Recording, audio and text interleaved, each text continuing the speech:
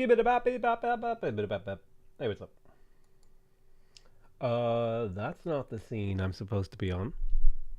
Hey, Sarah Nair, dude, that Nuzlocke stream where we were all basically encouraged to troll you was brilliant, great idea, and just an amazing set of streams. I still think about it and laugh. I want to get to the Nuzlocke. The Nuzlocke is my white whale, okay? I'm been struggling. Wait, my Warhammer has to update. Hold on.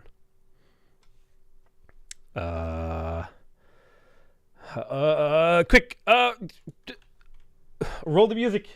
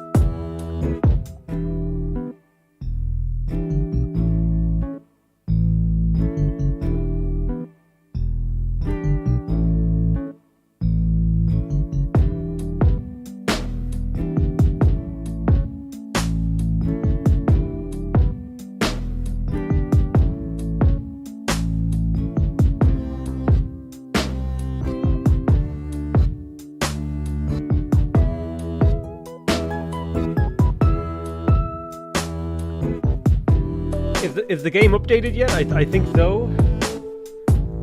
Maybe it's working.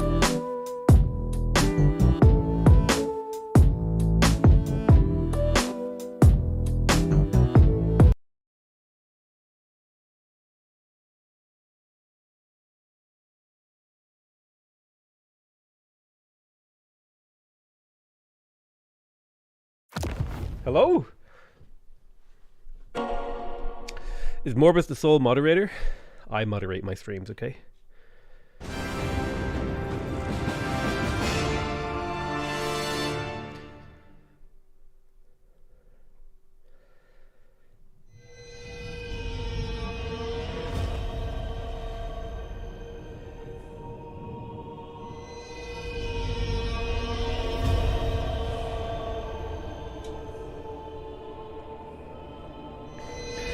Oh god, my greatest fear! Books! Ah! Sorry. Sorry, that was a bit much. Tome of Fates. It reveals the secrets of the past, the present, and what may come to be. Most would think me fortunate to own such a book, but I can only use it in service to others. That is my curse.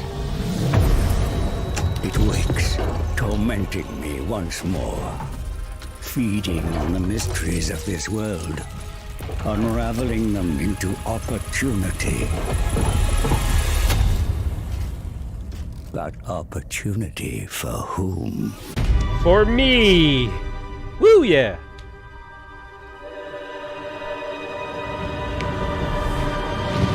God, man. This is so epic. I haven't even really played the first couple of Warhammers.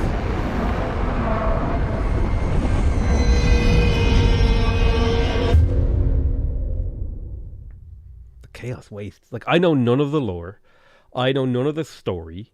I barely am familiar with the background of what it's all about.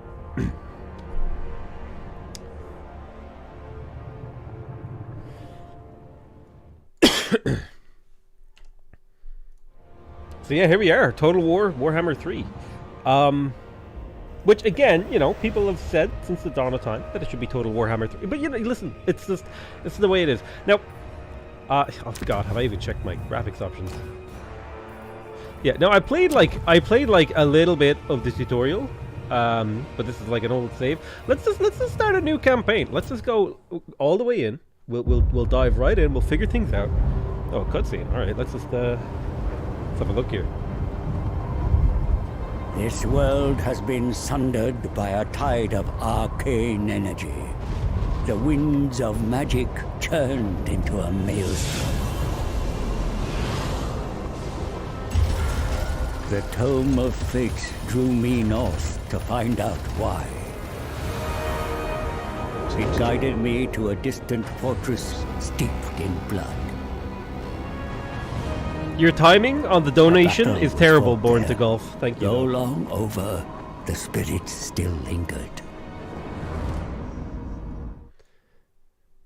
Though of a broken portal, the trail ended. It was here the tome conversed with the dead. They told of Urson, the bear god of Kislev, lost in darkness. Rip. A noble prince ventured to save him. Yet he strayed from the path and Prince was corrupted Rurik? by chaos. Savior became executioner. A single shot, bound in faith forsaken, pierced Urson's heart. And so the bear god roared. The tide that broke the world. Damn. That is like a really epic Spirits, introduction to this game. Where lies Urson now?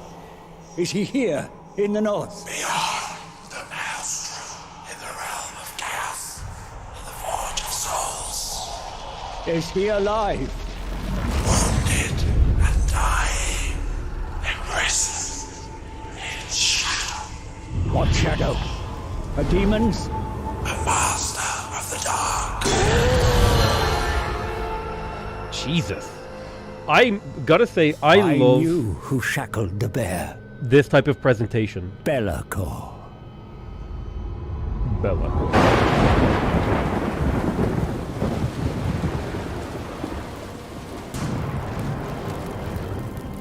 Only a fool would challenge Be'lakor.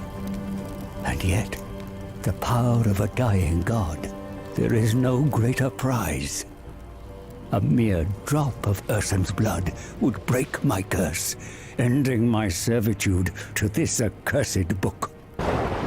Free to profit from its secrets.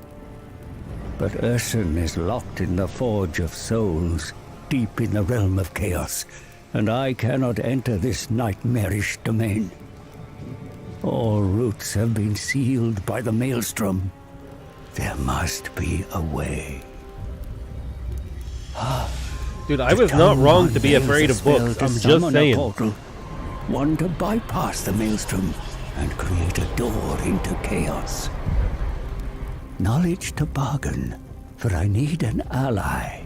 One who is tempted by the power of the God Bear and can withstand the horrors within. All right. Okay. For a cold open, you got me. Jesus Christ. It was like a 3-minute story video that you like instantaneously got my attention. Now, I totally forgot to fix my audio, which means, you know, hey Morbus, by the way, you're gonna have to move things around. Good luck. All right, that feels about right to me now. So let's go new campaign, but we're skipping the movie this time. All right, let's have a look here. We got the Realm of Chaos. We got Kislev, the Tsardom of Kislev. So these are like the main protagonists of this, I reckon. Recommended first campaign, or the Demons of Chaos, also a recommended first campaign. Now, my question is, do I want to actually give a damn about like the recommended first campaign, or do I want to just play however I want? Like, which of these like appeals to me? Oh wait, we get to play as Khorne, Nurgle, Slaanesh, and Tzeentch? I had no idea. I'm a Nurgle fan. A little bit of Khorne.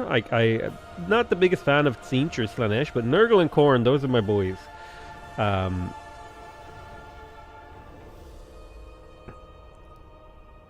Oh damn, let's see. Kislev. So Kislev is like the motherlands. These are like the Russian guys, kind of Slavic maybe? Slavic bear people, who knows? Assigned Adamant to govern a province. What, like, you know what? I'm gonna go off which of these looks like the coolest. Like, based on just impressions. Like, the Demons of Chaos seems kind of cool. Equip body parts and weapons granted by the Chaos Gods to customize the Demon Prince. Ascribe Goral Glory. Okay. This is kind of like a... We can play... The Grand Cathay. The great armies face northwards as the garrison of the Great Pass. They defended the Rune of Powers. Is perhaps a blessing should the Celestial Dragon Emperor have to turn his legions towards the nations of the West. The threat to all may be unleashed does not bear thinking about. So Harmony Battles. This is kind of like an Eastern sort of inspired faction. We've got the Ogre Kingdoms. These are like barbarian horde type things. I don't, you know, everyone's playing the ogres. I feel like. Everyone's playing, like, I feel like, yeah, this is Russia, this is China, and then this is like the bar on a Friday. So, I think I gotta play my boys Nurgle. I gotta, you know.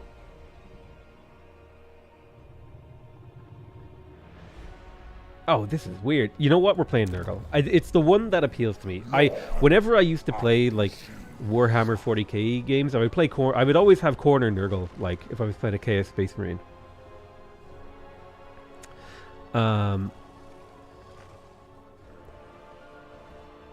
Let's see here.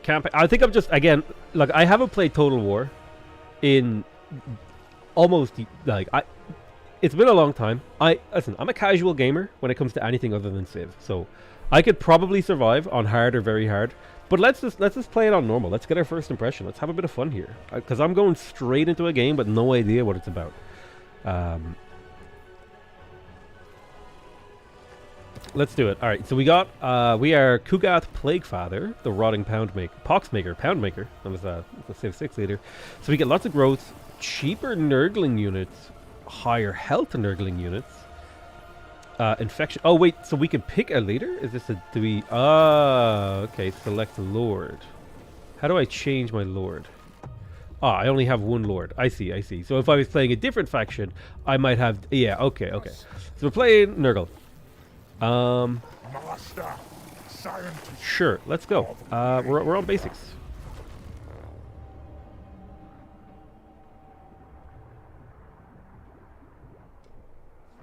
Nurgle is the god of plagues and poxes, and while countless mortals suffer in the misery, he believes. No, I do want to put some caveats. I don't know if it counts as being sponsored, but I got the game for free off of Gamesplanet.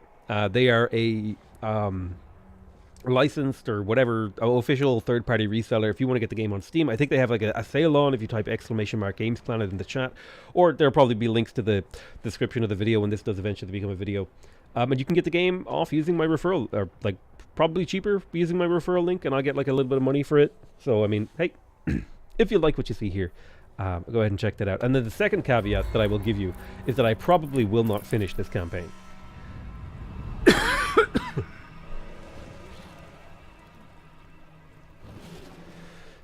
The gallows, dwelling of Kugath, father of plagues. There is no greater brewmaster of phage and pox than he. To describe the squalor of the fetid sewer is impossible. I risked my very flesh to tread it. Kugath thought me but another specimen for his group. Before the rot consumed me, I offered something finer.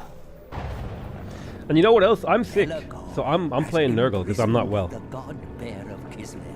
Oh, how delightful. If Belagor has struck, there'll be plenty of carrion for me. Ursun himself lies dying, fatally wounded in the Forge of Souls. A dying god. The finest corpse from which to brew a plague. True. God pox, mighty Kugath. A god pox. Ah, you tempt me, old man. But I cannot reach the Forge of Souls. Come on, try a little The harder. monster prevents us. I can reach it and guide you to the Oh, dying damn. bear. And why would you do this, little healthy mortal? For a single drop of Ursun's blood. That is my fee. Yep, he's not doing it for free. Blood for you, the body for me. Yes. I will bring the plague upon the world.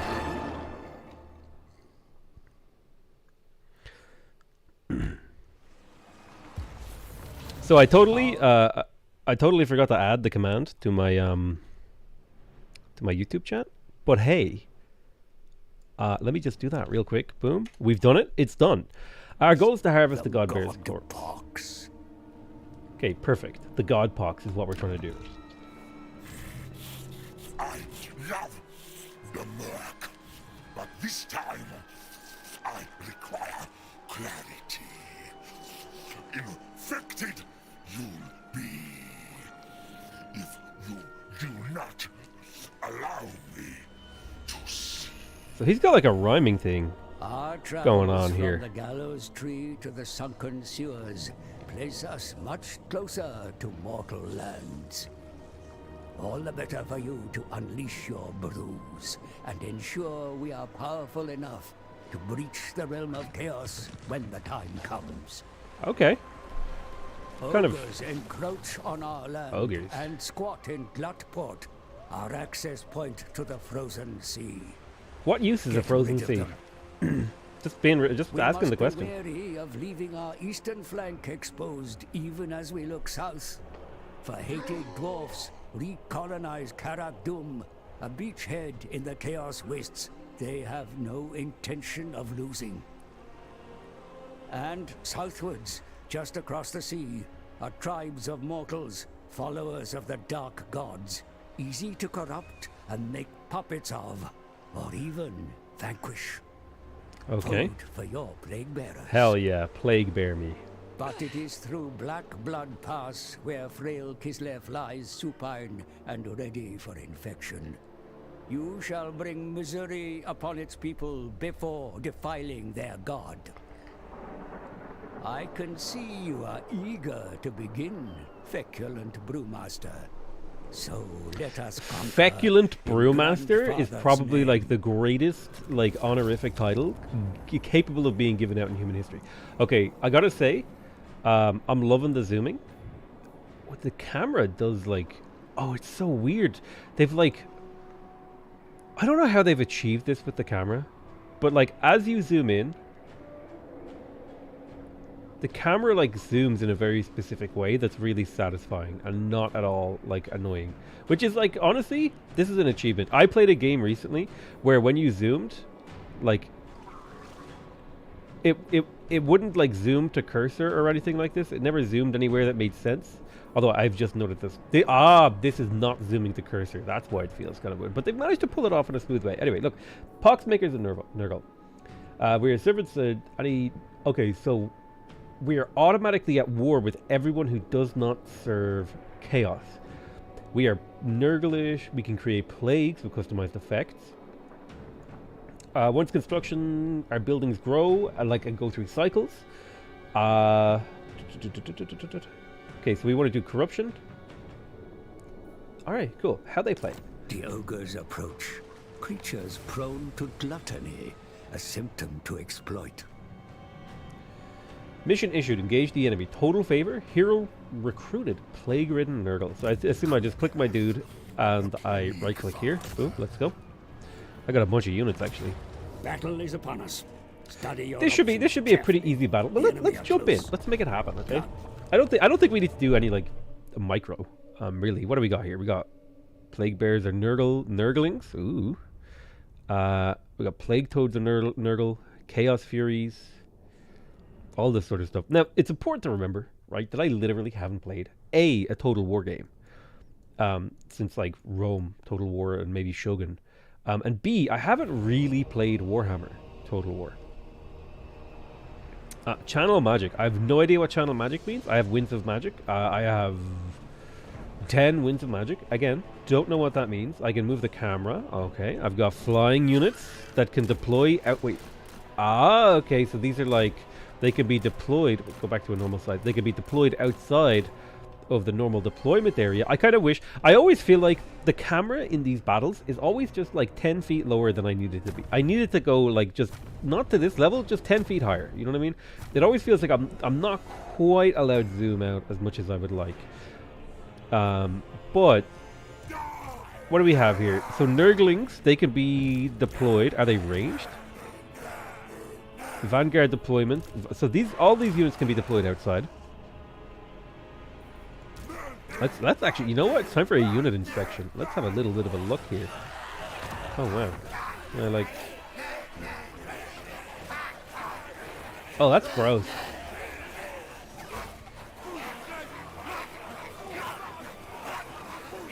Wow, that's really gross. It really gives you like the, oh look, they're making like a dude. That is, okay, the animators have done an incredible job on this. Like, they have done an incredible job. What about these guys? What are you? These are plague bearers of Nurgle. We got some horned guys covered in pustules, and one guy just puked. All right. Then we got our boy Kugath Plaguefather, the feculent brewmaster. His face is honestly kind of gross, but man, the animations on this is like so good. I like that he has... Oh my god, he's little dudes carrying his throne. I thought he was floating. I guess not. What do we got? The Plague Toads of Nurgle. What do these do? They're anti-infantry and they have poison attacks. So they're anti-infantry. What are you? You're sword infantry. You are armor-piercing special range weapon. Flying missile war beasts. Then we have flying melee infantry. Poison attacks. So these are just like a swarm unit. Can I just throw these into the breach and not care? I probably should have like... You know what? I mean, honestly... Oh, wow, what is this? Is this like a gate? It's like a Stargate or something. Oh my god, like the... Am I crazy or is the set design like incredible? What is that? It's a floating... These are like broodmasters. Why does that thing have a rat's tail? Oh my god. You know, I'm just drinking it in, and I'm impressed by the game already. I'm gonna be real with you. You can press K to hide the UI. Oh, baby. That actually makes, that's a huge tip. Thank you so much. This game looks awesome. What is this, a flying guy? What do you do? So it looks like some plague dudes on that, and these like mosquitoes. Wait, the mosquitoes have all different faces. Some of them have like the proboscis, and then a couple of them have like, you know, the horror mouth from like that, like, you know, you see those worms on those like documentaries about like tapeworms, and then you like, now what they have done is they have taken the tapeworm mouth and they have made it fly. Like this is too much power for an animator to have, in my opinion. What are these little flyer guys? What are they, like little gargoyles? Yeah, they look like little gargoyle dudes. Alright, I like them, but they have like little wolf heads.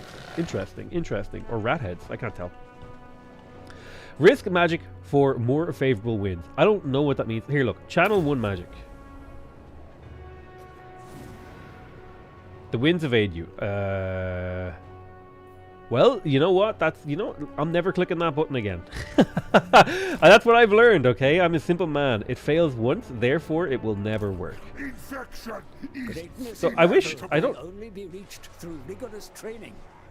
Even the most skillful of generals must practice their craft. Launching this tour will end deployment phase. Battle fundamentals. I think I understand about how to fight. I kind of wish I could, like, is there no like automatic formation button in this game anymore? Kind of.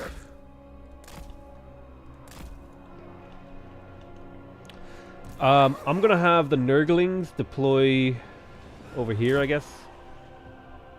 Well, it's kind of far away. I'll have them deploy here. Here's fine. We'll have our main force push up through this depression in the hill. We'll have the Nurglings swarm in to the left. You know what? Let's just go. Unspeakable foxes! Come, children! Be sure to position your troops accurately in battle, my lord. Drag out your formations for best effect. I mean, do we need... what do the Nurglings actually do? They have leadership, they have no armor, they have very little charge bonus. These do not seem like strong infantry. I'm gonna be real with you. You go deal with this. What are these that I'm fighting here? Ogre bulls. I have a bad feeling about this. You guys should run away.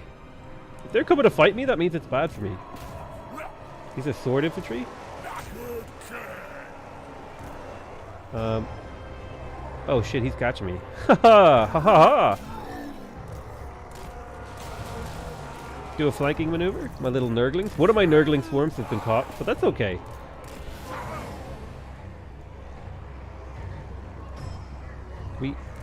We go kill him? Go blast them. The enemy attack your flank, Commander. Drive them off. Keep running. This poor little group of Nurglings is getting absolutely obliterated. Alright, we killed one group of ogres. Let's do this. What are these? Oh, these are Nobblars. Listen, dude. Get in there. Where's my flying boys? Hit them from the back. Okay, they're fleeing. Oh, did you see that hit? Oh my god. What fired? Was that you? Jesus. I think that instantly made them flee.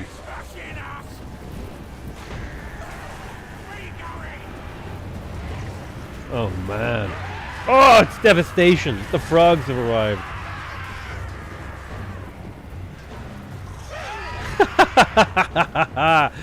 My horny toad beats your Nobblar.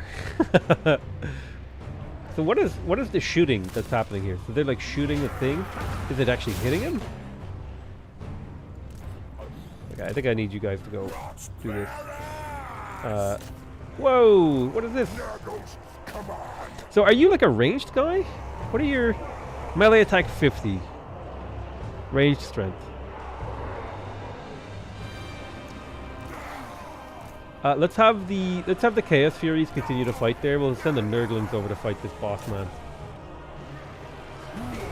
This guy seems pretty strong, I'm not gonna lie. My horned toads are on their way though. Like the winged toads have arrived. Ooh, that man got absolutely thrown. Get back up. Come on, get back up. Get back in the fight. I'm not gonna lie, if these were like normal sized dudes and these are ogres, this is honestly a terrifying thing to have to fight. Like the sheer mass of an ogre must be genuinely terrifying. Are you blasting these dudes? Keep blasting. Yes. Okay, these nurglings need to leave. I know one thing about Total War, and you don't want your units to die fully. As long as they're alive, you can regenerate them. So I want to see the shot go off. How long until you shoot your next shot? Is there a way to tell? How, like, are you reloading? It says you're firing. There you go. You're hitting the tree. Oh my god, you're what are you doing? You're supposed to be the general. You're supposed to be the one guy who has it in, like, you know, all planned out or whatever. He's been poisoned. That's good. Right, fire now. Fire. Oh damn! Is he like leaving an actual plague thing behind him? Your warriors tire, mighty lord. Their exertions dull their ability to fight. Give them time to rest, even amidst the thickest of battles. I mean, come on, shoot it. Alright, he's about to shoot. Do it. Come on, they're going to be out of range soon. Fire. Deuce. Oh, he's reaching into that belly. He got himself a good one.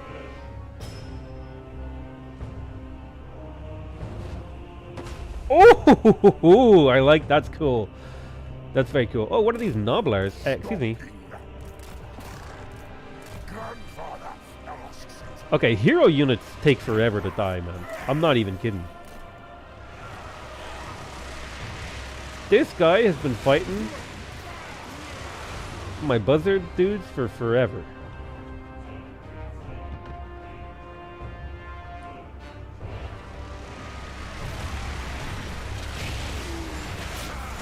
This is one badass guy though. I don't know, I like his like mustache. This is the kind of body type that I aspire for. This is like peak male performance. It gets loud when I zoom in there, dude. It gets loud as hell. So I don't know, how am I doing something wrong? Should I be killing him? Maldig. Malding? So he's poisoned, he's slow, he does less damage. It doesn't do, like, are we getting hits on him? Oh, we have low damage output. Our job is survival. I guess we have really good health then, right? Yeah, like most of my units have more health, like 10k health on these boys. Makes sense. Do I have magic? Curse of the Slug, click. Left click to enable targeting.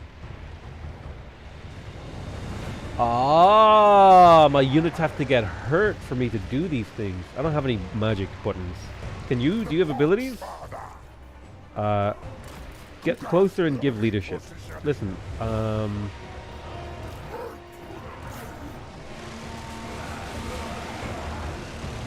yeah, I could probably just fast forward and let him die. Yeah, that's probably the right move was just to fast forward there. Yeah, end battle. Feels good, man. Won our first fight. Now, granted, it was like the tutorial. Leader does have magic buttons. Ah, okay. So, we deployed 500, we lost 35, we killed however many. A tip about settlements. I feel like we obliterated them pretty well. Nice. Man, my dude is huge compared to his little guy. What about the fate of those captured in battle? It can be beneficial to hold them, but sometimes leniency or brutality can be worth more. Very cool. So we can offer as tribute for favor, which I assume is like our god currency. We can devour the captives to replenish our units, which is probably good if we're on, like, if we need to, like, keep going. I don't know what infections does. This is like a special currency for this faction. You know what? Let's take our special currency.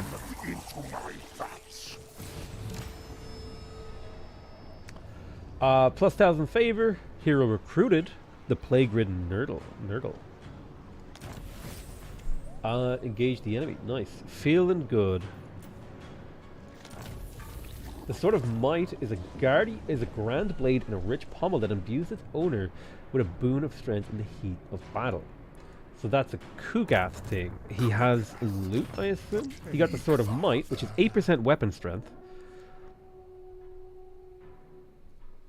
So this is just like straight up if I equip this.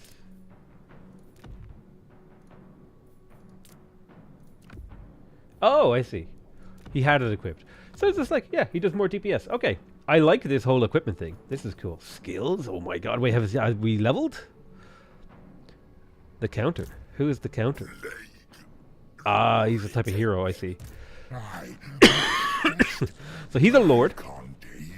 Oh, so let's have a look at some of these. Hates dwarves. So this guy is the guy to send against dwarves. For sure. Hard to hit. Melee defense. Overcast. Inspiring presence. Unit experience gain per turn. I'm always a big fan of units gaining experience. Let's look at, like, I think something to do is to sometimes look at the end of one of these trees.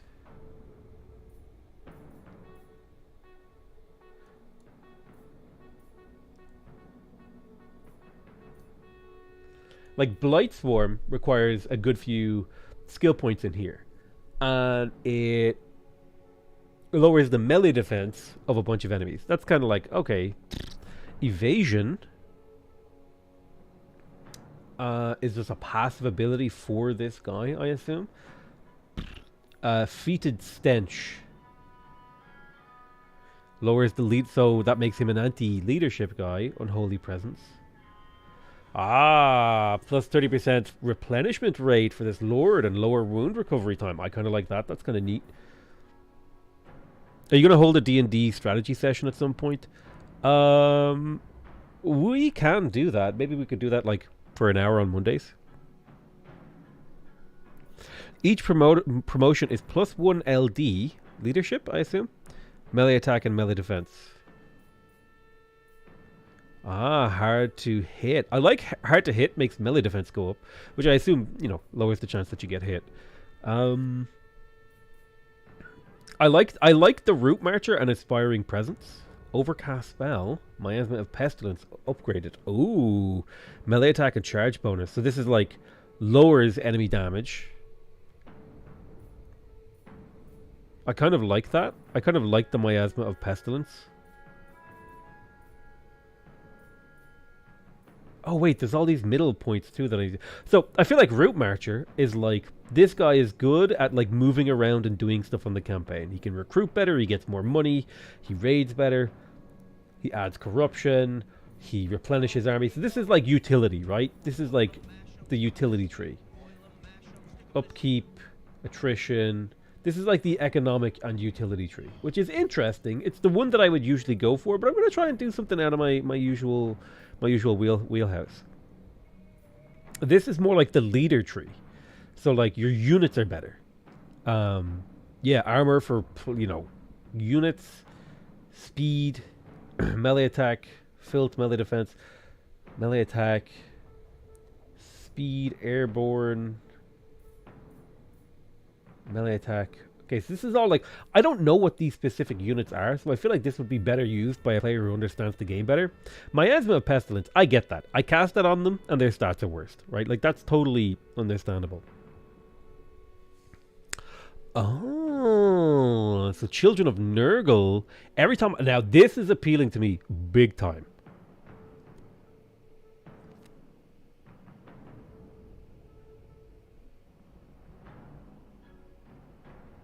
This is big to me, big time. I love anything that like regenerates health. That's like, so like, this is already starting to look like for me. Steamy Corruption. I don't know what Overcast spell means. Stream of Corruption, sorry. Increases armor piercing damage. Tear-shaped attack. You know what? I'm going to go for Miasma. The Children of Nurgle effect there alone has kind of sold me on this tree. So I'm going to go for the Miasma of Pestilence here. Boom. I don't care if it's the worst one. I don't care. Super don't. All I care is that that's the one that appealed to me. So, we killed an enemy. Cool. a potent ally has joined your ranks. Embed them in your army. You want me to put like another hero in my army? Send your hero to join your army. I feel like you should have each hero be individual, but I mean, I guess. How do I click on him? And then I right click.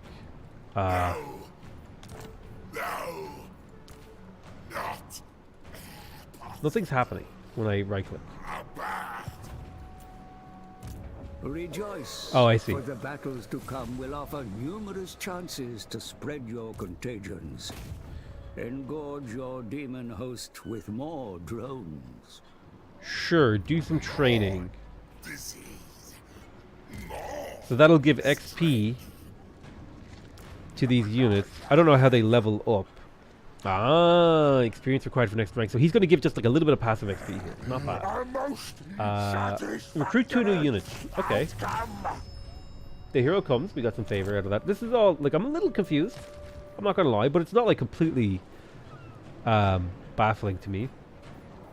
So I'm usually a big fan of like spamming small units and stuff like that, like Nurglings. So this might be, like, Nurglings 100% I would potentially recruit here. But here's the thing, like, if we look at the cost of a Nurgling, it's like 500 and then it costs like 90 per turn, whereas this costs like over double but doesn't cost quite double. So like maybe these are better, you know. I feel like Total War has this bias towards like better units. I feel.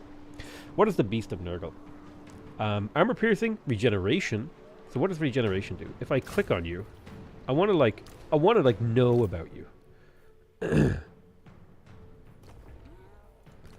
I want to know about Nurgle.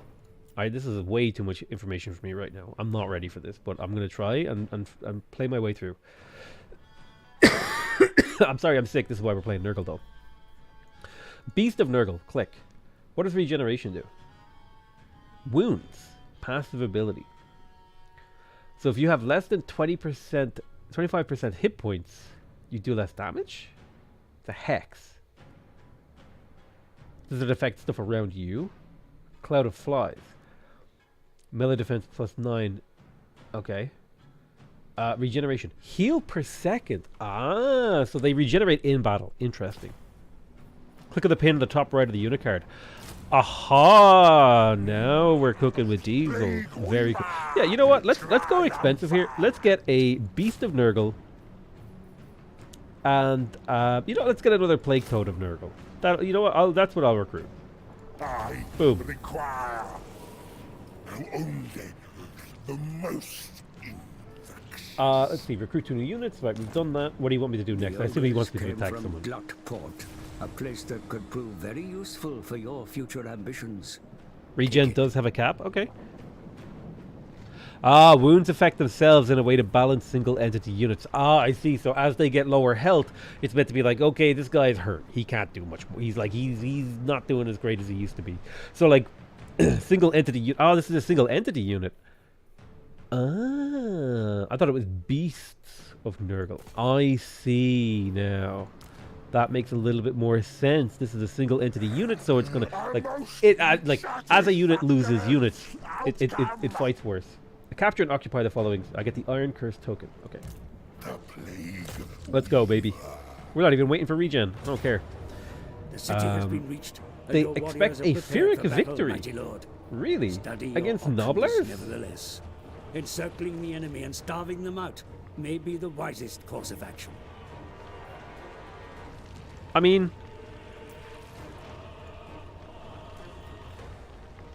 I want to back out. Encircle. My units aren't replenishing. Do I starve them out for a turn? Here's my question. What does starving them out for a turn do? Ah, Nurgle corruption. Ain't gonna be nothing left of you but meat.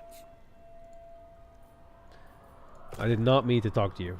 But okay, Ogre.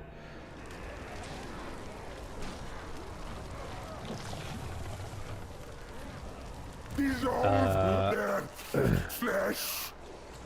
What? Let's just, you know what? Let's just go. Let's just go. Let's just fight the battle. All right.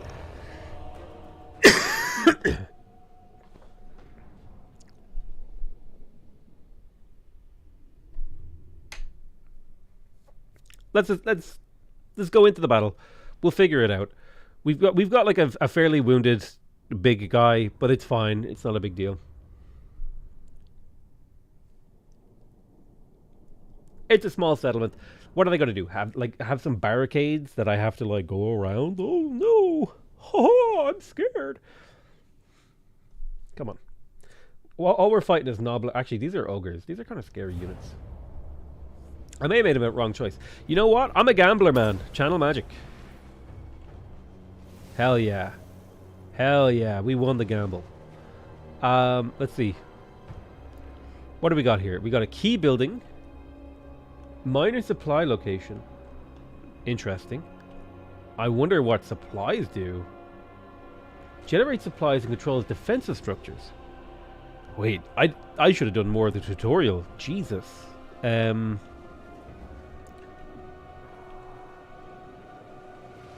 reckon we have like the brute force. And we can just win this, I guess, by pushing. I think I will keep these guys like somewhere relatively safe at the back. I don't think there's really much use for like a half health plague toads and Nurgle. Well, I guess we can charge with them. This guy is also quite a bit hurt. A little bit of regen. Damn, this thing is absolutely vile looking. Like horrendous. Look at this. It's got a little baby running around on it. It's vile. Jesus.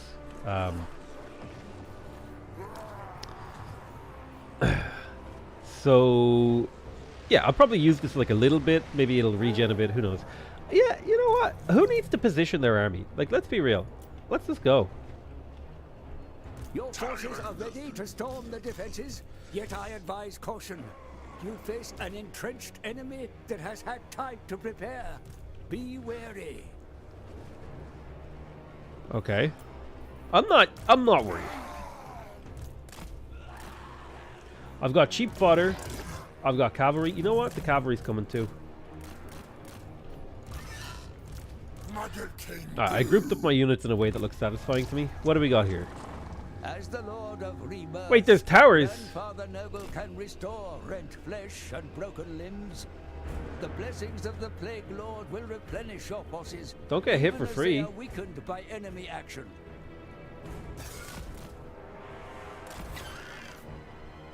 Can you kill this tower?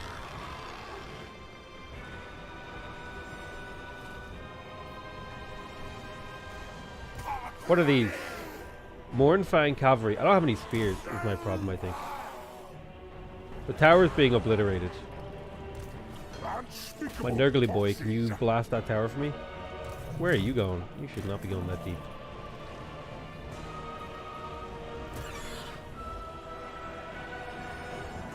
Alright, they're doing work. They're like slowly chipping away at it. It's taking a while.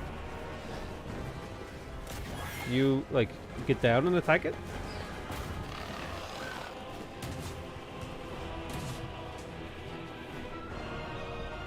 How's this one looking? It's been blopped. Oh god, they've attacked!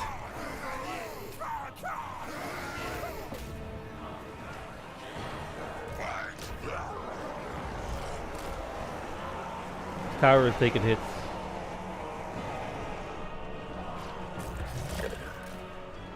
You guys need to run through. You need to go through. Get in there, beast. What are you? You're a wizard. Oh wait, you got spells. Miasma of Pestilence. Charge attack. Get wrecked. What is this? Stream of Corruption. Tear-shaped attack.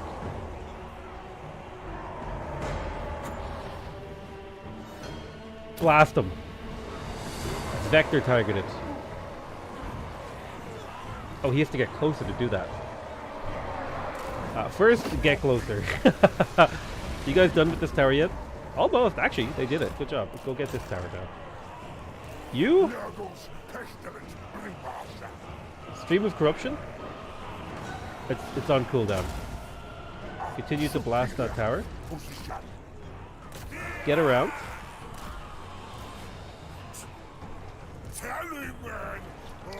What do we got here? Got my plague toads. Why don't you run on through? Right, this tower is getting blasted. Are they building walls? How are you doing? Get in there. Oh man, where's my lord? Hey. Do this now. Boom. Oh, it's beautiful targeting.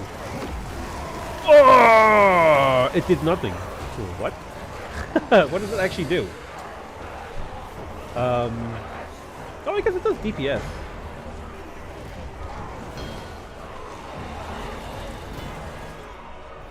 Have we killed this? It's almost dead.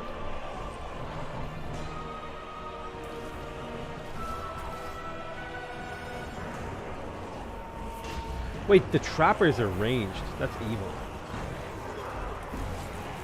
Ain't right. This pack of Nurglings, I think, has done its work. You get out of there. I think you've done enough. You may leave now.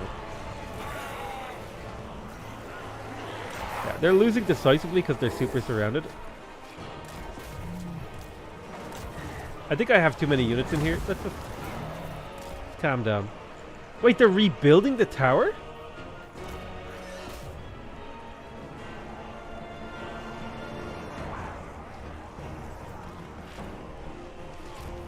I don't know about that one, Chief.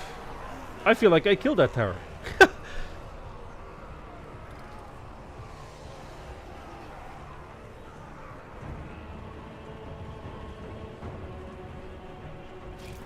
I thought I killed it.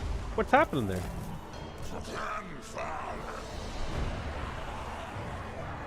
Do I have to keep it suppressed? I'm just going around, dude. I'm going straight for the key building.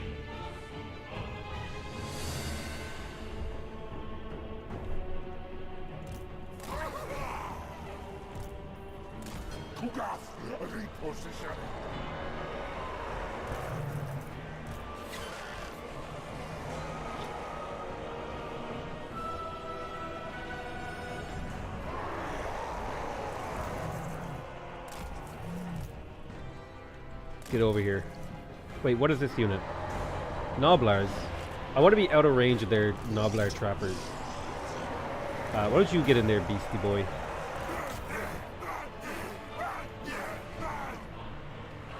All strategy and tactics has gone out the window.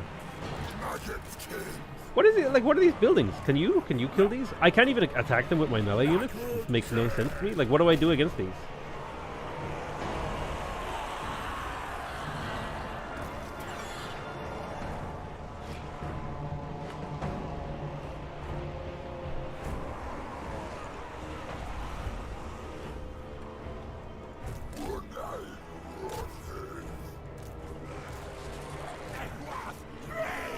It seems kind of silly that they can... am I mad?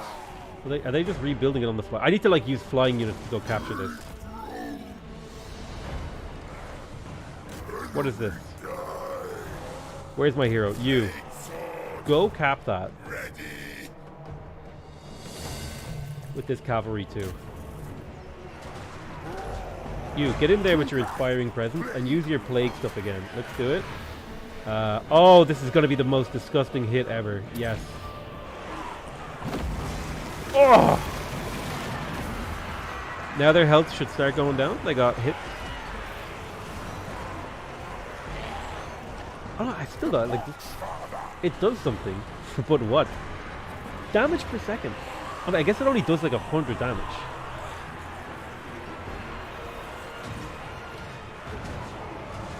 It gives poison. Melee attack debuff. I figure if I capture this, maybe something new will happen.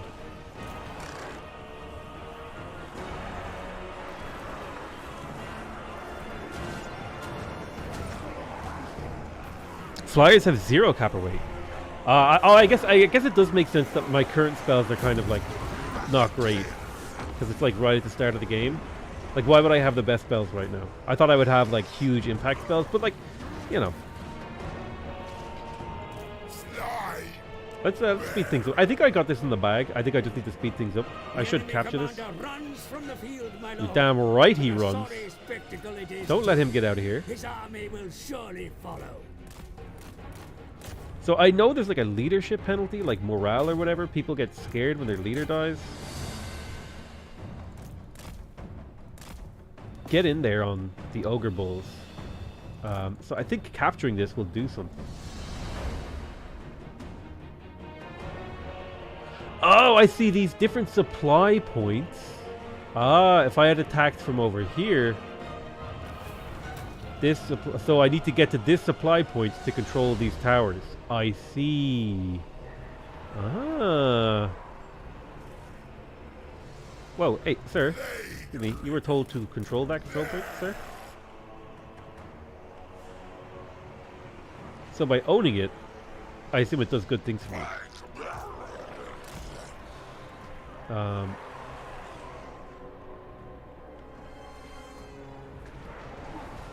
Where's my other cavalry unit? You? Go capture that. Oh, this is the issue right here. The Noblar trappers.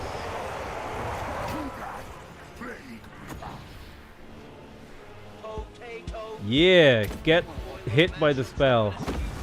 Blue. Ooh, that was some pretty good damage. Captured an enemy victory point. We have done it. So now we fully control this, right? I assume. Do I have like a... Oh, it's over. Never mind. Oh my god, thank you so much, 2D Kiri. I appreciate you with the raiding party. Two-dimensional raid. Thank you so much. I missed it because I was trying to figure out this game. I haven't played a Total War game in so long that I have absolutely no idea how it works.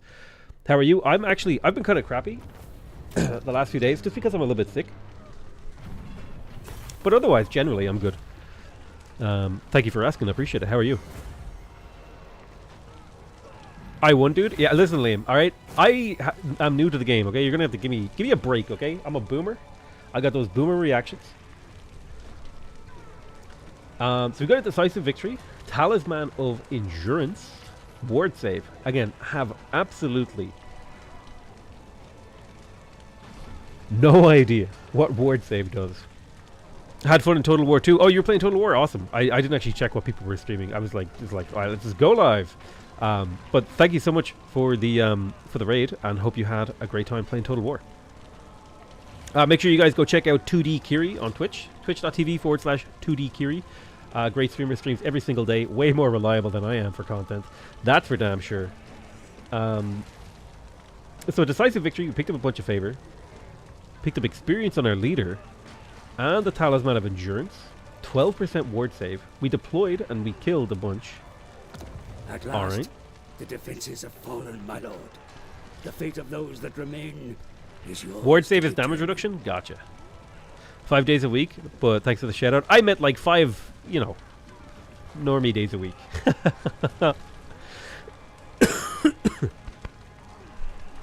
Glutport. So, does the game have an outcome that it wants here for me? I can loot and occupy. I can raise. This feels like never a good option. I feel like. Am I crazy? Conquest penalty.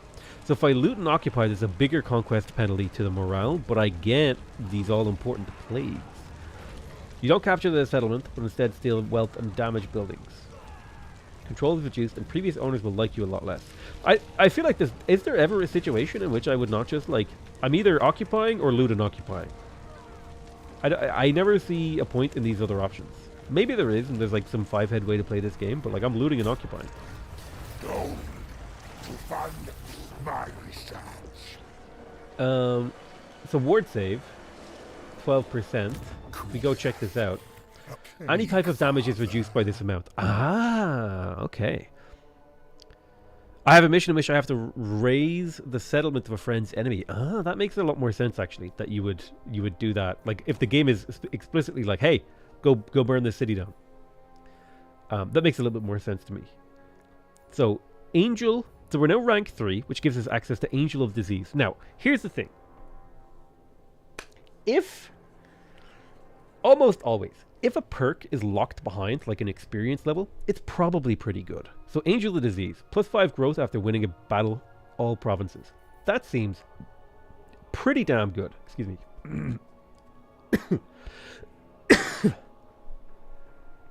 Like, this is just my hot take, okay? If an ability is locked behind an experience level, there's a good chance it's like there's a reason for that. And that I don't know the consequences of +5 growth though. Like that's my problem here. Is I have no context for this game. Like growth leads to 1. Population surplus can be used to upgrade a building chain.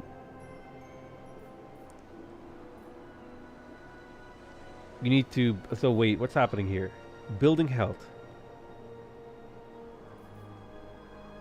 So I need population to upgrade or make more buildings. So that tells me now that that's actually a pretty good ability. And I'm going to be fighting a lot with this guy. So I'm going to take Angel of Disease. Now, there's probably better stuff here for winning battles. But you know what? I'm just going to take that now. That's like a global scaling. I am a sucker for global scaling. So we got the Talisman of Endurance. Infest the rest of this region, great Master. It will become they want me to infest the port. From which all your diseases shall spread. How do I infest? Right-click an enemy, select an army to attack. Okay. I've infested the port. I've captured it. We gained another enchanted item. Province 0. Maintain the control of one province either by direct ownership or through vassals and military allies. Claim this province and infest it. Which province? Province 0? Is there a way for me to tell? What is Province 0?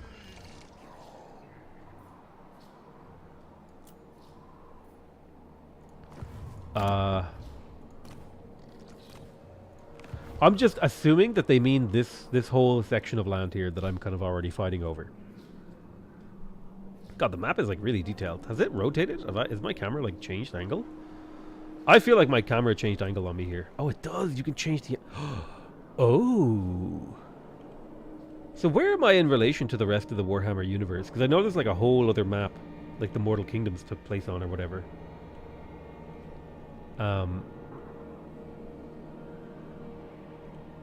Anyway.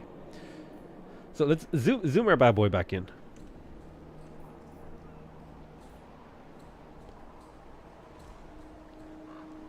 Use sacking to level up your heroes without expanding too far and fast. That actually makes sense. Wait, it says Cliffs of... Ah! There it is. I was like, Province 0? Now I see this Cliffs of Death province. That makes sense to me now. So they want me to capture this. And that's probably going to involve using my army, garrison details, Glutport, building... How do I click on the actual army? There it is. So we're regenerating. Curse of the Slug.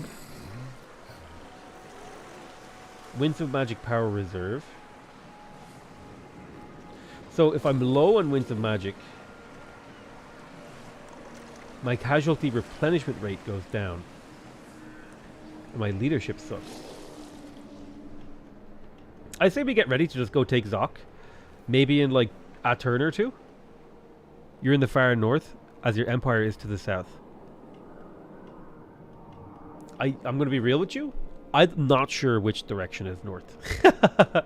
I assume this feels like north, and then this feels like south.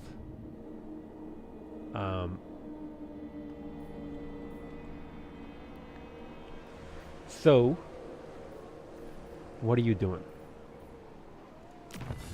Technology? I'm not even prepared to refurbish an iPhone. What am I doing here? Come to grandfather. Diplomatic relationship. Okay. So this is a diplomacy tech. This is a leadership, so my Nurglings fight for longer. This gives me growth across... I assume this is a cross-faction. Armor-piercing weapons, +5 for Chaos Furies. Assist growth. Some of my buildings will grow faster. Faster growth in chaotic climates. Unlock plague symptom fever. Chance of plague spreading. Highly infectious. Now, that appeals to me. I don't know what that does, but 150 when the plague is spread? Hell yeah. Let's start spreading that plague.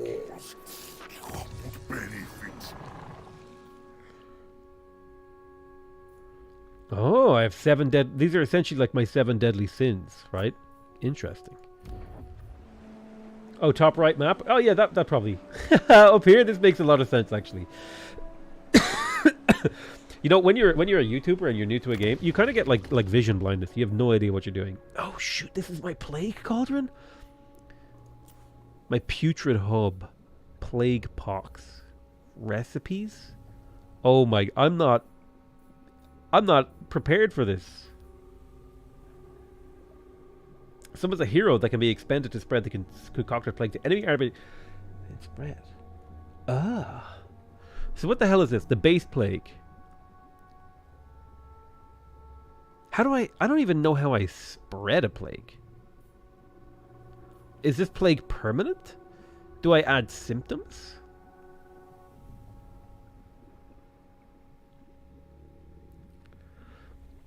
Select the base plague and optional symptoms.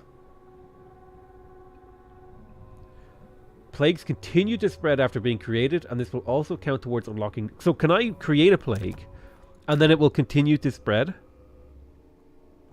Click on the icon. Right to tech. Click. What is this? Plagues of Nurgle. Oh man, in-game tutorials? Hell yeah. But like, this doesn't tell me like the important information. Like I want to know like conceptually, like does this plague, like if I make this plague and like does it ever stop spreading? Does it spread forever? Like these are the things. Like, do I make one of each of 5 of these? If I do I only get one shot with each? Like these are the questions I have that have me paralyzed. You know what? I don't care that much. Let's find out. What do we got? We got the plague pox, which is good. Hurts enemies. Oh, I like the plague egg. Ooh, 1 Nurgling unit when the plague is spread. Yeah. Let's do plague pox, right? We'll do plague pox with, what are these? These are like advanced. Requires technology. Summons a unit of plague bearers. Huh. Plague effect on Nurgle armies.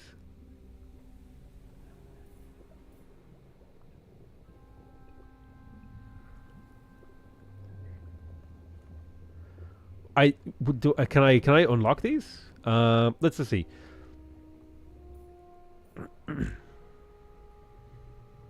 Base weapon. There we go. Brain fog. Click.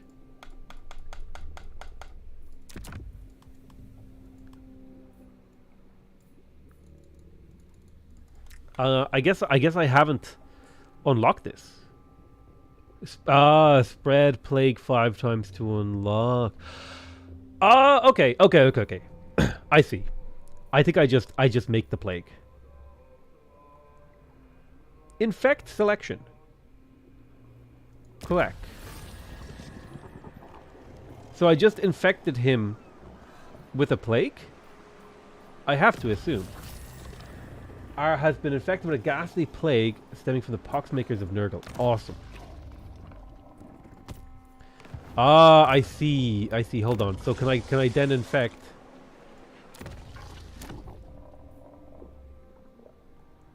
Aha! Can I then infect my settlement?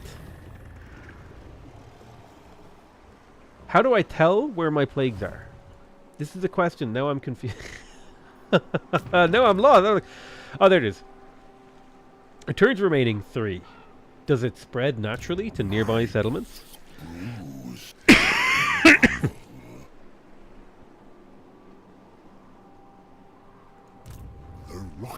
Okay, I'm starting to get an idea of like how this all works. Now, if I click on the settlement, it's got a huge control problem. I think I'll spend 1 turn chilling. Oh, hello. The counter leveled up. Locus of Contagion.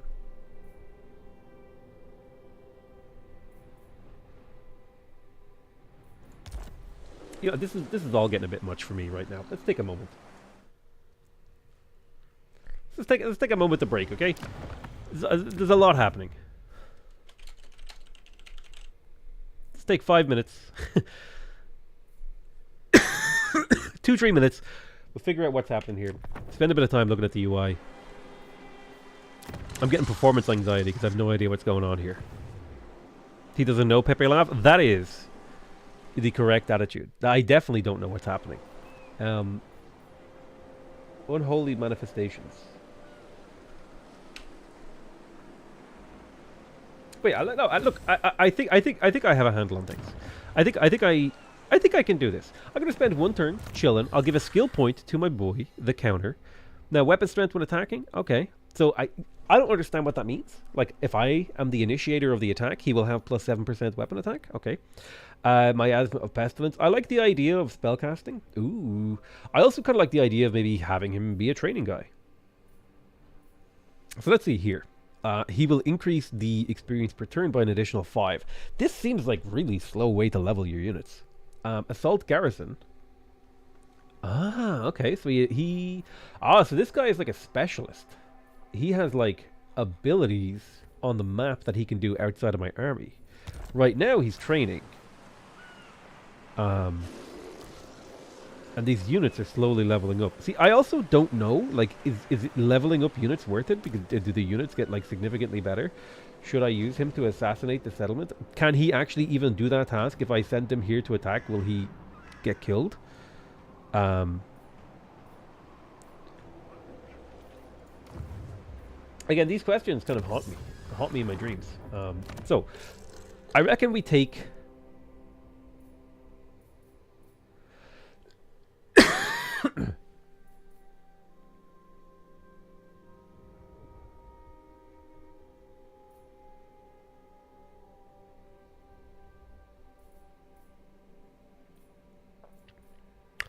I reckon we just take like whatever. I don't think I need a second spellcaster in this army. But like training seems like this seems so bad. This seems you know, it's the one that appeals to me though. Maybe I'll turn him into an actual fighting unit. Yeah, let's turn him into like a legendary single entity hero. So they want me to build something over here in the Sunken Sewers. Now I've got access to. So this is my Withering Roots. I can't level that. I've access to the Landmark. I just straight up can't build that. I have access to the Plague Flesh Poppies that can recruit Plague Bearers of Nurgle. I assume their stats don't change. And then Exalted Plague Bearers of Nurgle every, you know, so they go in cycles. I can't afford a lot of this, can I? You must upgrade your main settlement chain building first. These are military buildings. We've got advanced military. Can't do those. Infrastructure. What does infrastructure do? We've got the microbial bog that gives me money and growth. This would allow me to upgrade the settlements a little faster. So it generates on average like 60 gold per turn, but it goes through a cycle. Or, well, I can't tell what the average is. Like 90 gold per turn is what it generates. Now, growth to me feels like growth is like the earlier in the game it is, the more important the growth is. This just gives control. I don't know what control does, and so therefore... So I assume control is like a rebellion thing. Got it. And then we have income, casualty replenishment, and Nurgle corruption. I also don't know what corruption does. The more corrupt, I guess this is like my culture, my chaos culture. The more corruption I have here, the more growth and control. So this is like long-term solidification of control and growth. I'm going to be real here. I see absolutely no reason why I would never take the growth building. It also allows me to recruit Nurglings, which are like currently my favorite unit. I love them. We got damaged buildings. Let's just repair. We're good. And I think I've actually managed to do the monumental task of finishing a turn. Pestilent growth. Campaign movement. Ah. So this is like an ability I can use on a unit to allow them to replenish really quickly. Very cool. I know, things are weird. I like the whole like building cycle. I'll spend a turn resting here. I'll recruit next turn. Zoc is moving out of the Stavrak Mountains. Well, it's gonna be mine next turn.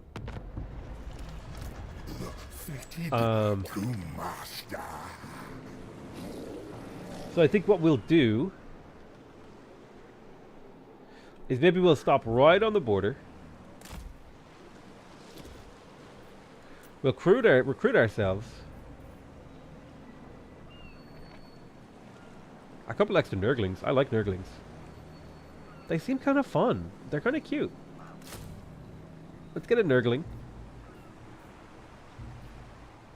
And another Plague Bearer, sure.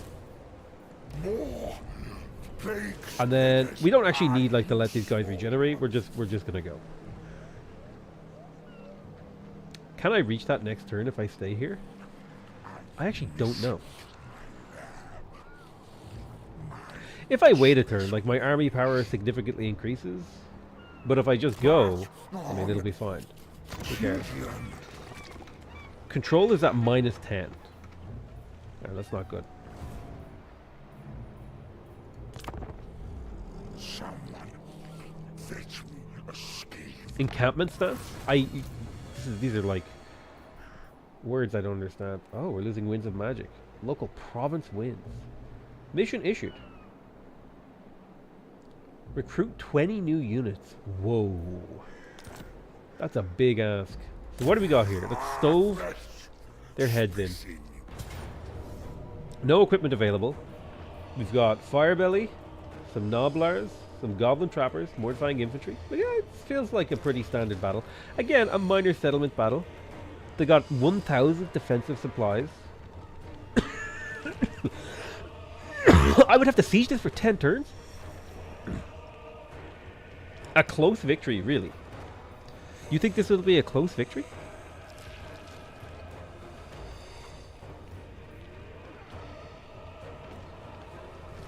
I think you're way off. These are just Noblars. What do they got? Trappers? Cavalry? We got this. You can auto-resolve? Hell no. The whole point of this game is like to fight the doodads, to do the battling. No? If you hover over it, it'll tell you casualties. I think it's more fun to fight the battles, personally. Now if I was doing like a big long campaign, maybe I would auto-resolve some. But like this is my first interaction with the game. I'm not gonna like auto-resolve away the part where I'm learning game mechanics and experimenting with stuff. Which difficulty are you playing? We're playing on normal because again, I'm a total boomer. Haven't played a total war game. You know what? Let's gamble. I'm a gambling man. And you know what? The gambling worked out. I'm not a Total War player. Like I haven't played Total War in a very long time. You're fine. You just go to battle. Like I don't care. Like I'll throw you away. Right? You're expensive, but I'll still throw you away. So what is this? This is a key building. Let's actually do like a little bit of analysis here. I'm attacking from a very weird angle. There's a whole bunch of minor supply. Like why is the key building here? So what does the key building do? It's in control of 2 barricades and 5 towers. So I really want to get control of this early. Because it looks like there's like a whole bunch of stuff that it controls here. Now my one worry is here, I'm going to attempt to push up through here and then a barricade's going to teleport. Even though like there's no line from this to the barricades. Looks like there's a tower here, probably a tower up here. And then I would guess, my guess would be that there's going to be a barricade at each of these. And I don't really have a way to get through or over those barricades. So I'm going to have to fight my way through these barricades. How am I going to do that? Let's kind of like think about this. I think the Beast of Nurgle is going to form a big part of my shock troop alongside. I'm going to use my single entity units to kind of break the front line. I'll bring some Plague Bearers of Nurgle with them. Keep the rest of these boys in reserve for now. And then use my main guy as a spellcaster for leadership. And then probably significantly use my flyers. So you know what? I think that's a good plan. So no barricade appeared, which is like actually incredible. And no tower appeared here. Which is interesting. Yeah, I get it. Okay. So maybe wait, who is taking damage and from what?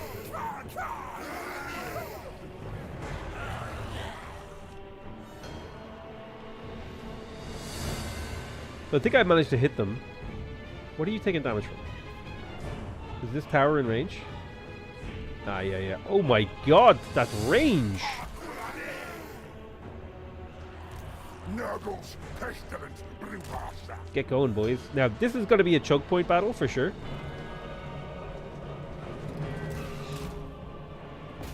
Go take out that tower for me.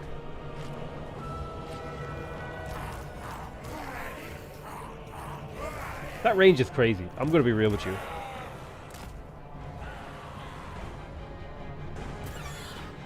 I don't remember them being that crazy. Even these like guys are getting hit. Send troops to capture the enemy defenses, Commander. It might be a mistake to go through a single point here. But I don't care. Tugath, plague. Tainted one. What are these guys? Noblars? They're spear infantry. That's fine. You know what? Let's send our Nurglings. Let's send them around on the flanks. That's what they're for. Now, I don't want to get my Beast of Nurgle too isolated here. I want to be a little bit careful with how I do things. And honestly, you guys can sit back.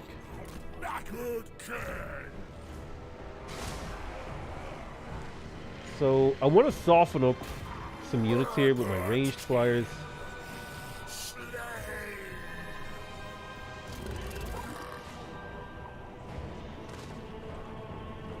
Alright, let's keep going. So I'd love to get control of this. That would make my life so much easier. Oh, there's another tower there. Where's my cavalry? Let's bring the cavalry around the flanks while the main infantry force comes through here. These guys are just like, do you want to fight me?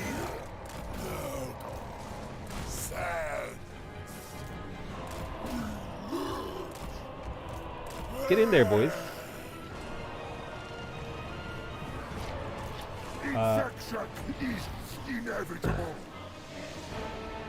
Fire off a Winds of Magic here. We'll do a Miasma of Pestilence too.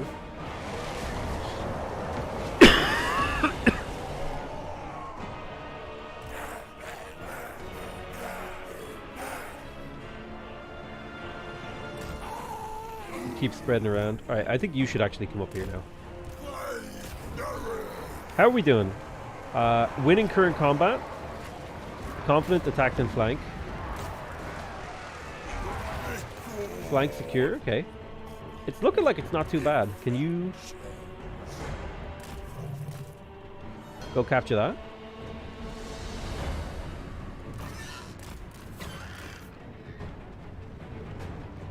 Why is this tower like hidden from my view? I have flying units. Might be like a line of sight issue. I want you to attack it. I guess it just doesn't exist. Alright, Nurglings, get in there. Cavalry, get in there. Okay, you need to fall back. You're taking a little bit too much damage. Finger of sickness.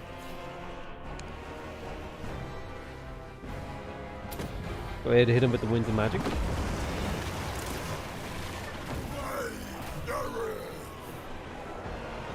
You guys need to get out of there. You're being hit.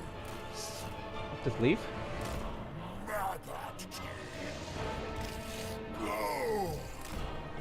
You guys shouldn't have stopped. You should have gone in.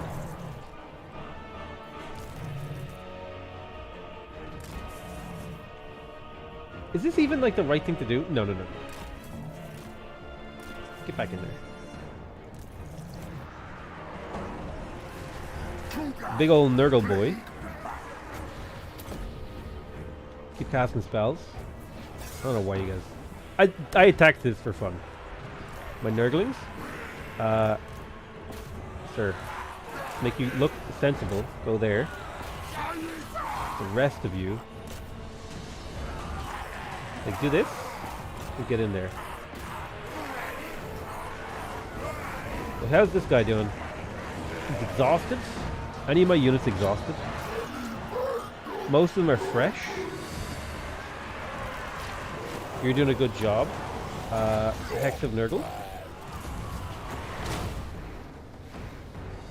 Do one of those plaguey boy worm things. I don't know if that's a good angle to do it, but you know, it seems like it hit a few things.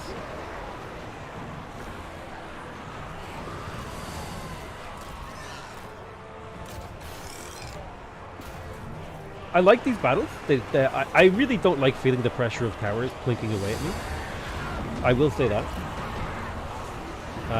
Wait, did my beast die?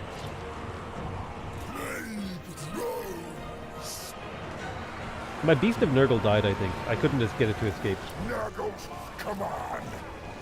Decimate them!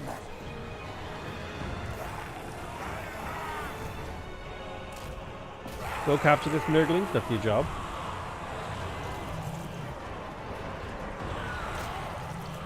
That's unfortunate if he did die.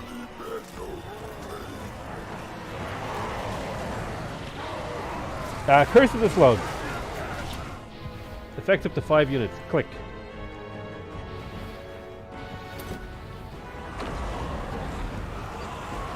Oh, I see. It's a chain head.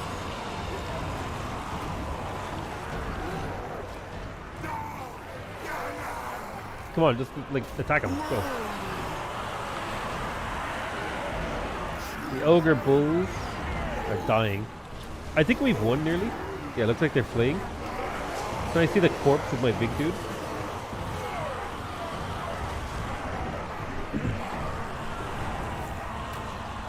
Victory! Hello. End battle before I lose any more units.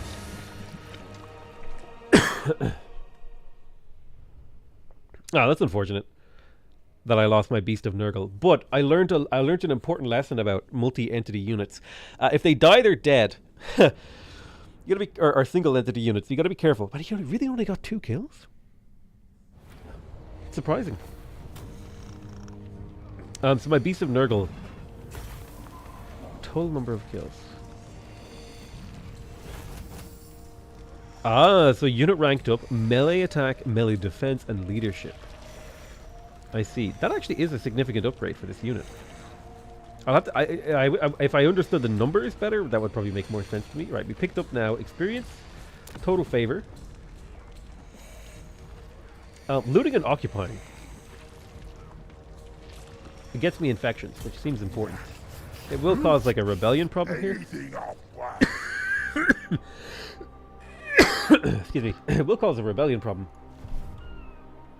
But like, as long as these ogres don't turn around and come back at me, I should be fine.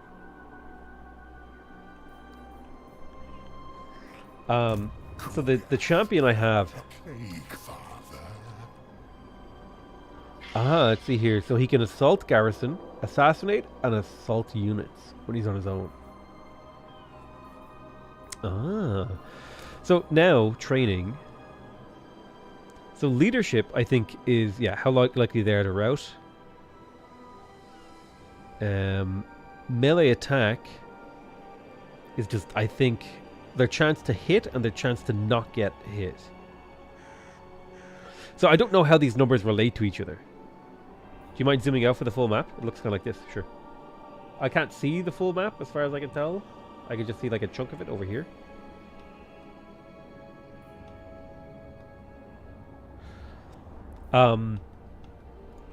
Okay, we won the battle. We understand what's happening. We have a general idea of what's going on. Our heroes are healing. I probably should take a moment to recruit. Now, somebody said there's a button I can click here. That's probably when I'm out of the city. Let's repair. I can recruit heroes. There's no heroes available. All right, that makes sense. What is this? Recruit a lord. Oh. Blistrogel, who is corpulent, gives his unit mass, or maybe his own unit mass. And then we have the Madman, who's a weapon master. I don't know when is a good time to recruit a new lord. I assume I would probably get a second lord after I take the Dark Old Dwarf. So, let's take a turn to come in here. And let's get another couple of Chaos Furies.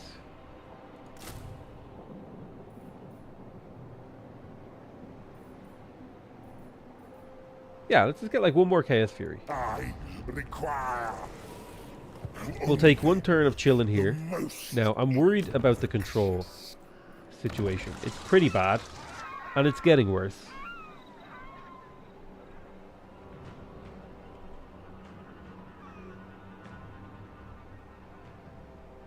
You know, if I uncollect income, that like makes it slightly better, but we'll just deal with the rebellion when it comes.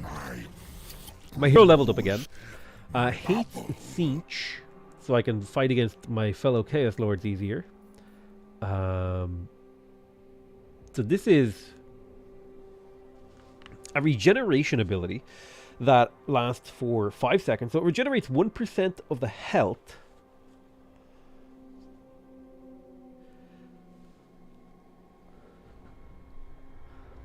I'm curious, this is an area ability.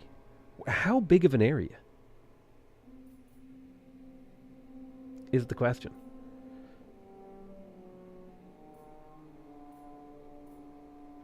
So I like Children of Nurgle. I would like a better spell. Stream of Corruption. This is the spell I already have, right? I think. Yeah, I already have this. Why would I click it again? I don't understand. Increased armor piercing damage, so it does more damage. So it doubles its damage from okay to like it doubles the damage, alright, fair enough.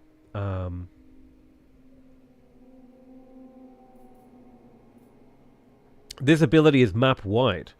If that's map wide, then that's really big, and I would like to pick that up. But I think I would like to pick up a better spell first. You know?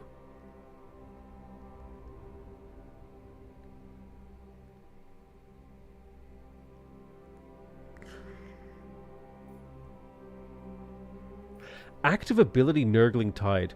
Now, it says it summons units and it has a use of 3. Does that mean I can use it in battle 3 times? Or does that mean I can use it forever 3 times? I feel like that would be in battle and it's just like a non-mana ability. I definitely want Nurgling Tide. I think it only heals damage units, not units that are already dead. Even so, 1% heal across an army, like, it's okay. Especially if you cast 5-6 spells, it's 5% heal. Best case scenario. Worst case, you probably get like 2%, 3% out of that. Stream of Corruption. I like the idea of doing better. Children of Nurgle, don't care about that just yet. Curse of the Leper. So it lowers the cooldown of Curse of the Leper, which is not a spell that I have, I think. It gives armor and melee damage reflection. I have no idea what melee damage reflection is. Reflects melee damage to the unit. Okay, so this is how I deal with cavalry charges, basically.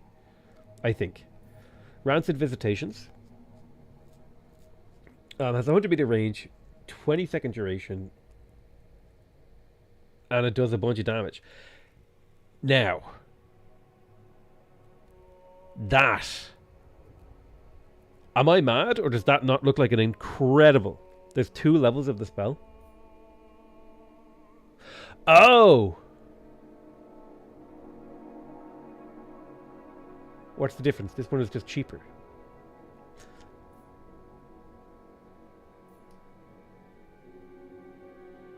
Level 1, level 2. Level 2 is faster and cheaper.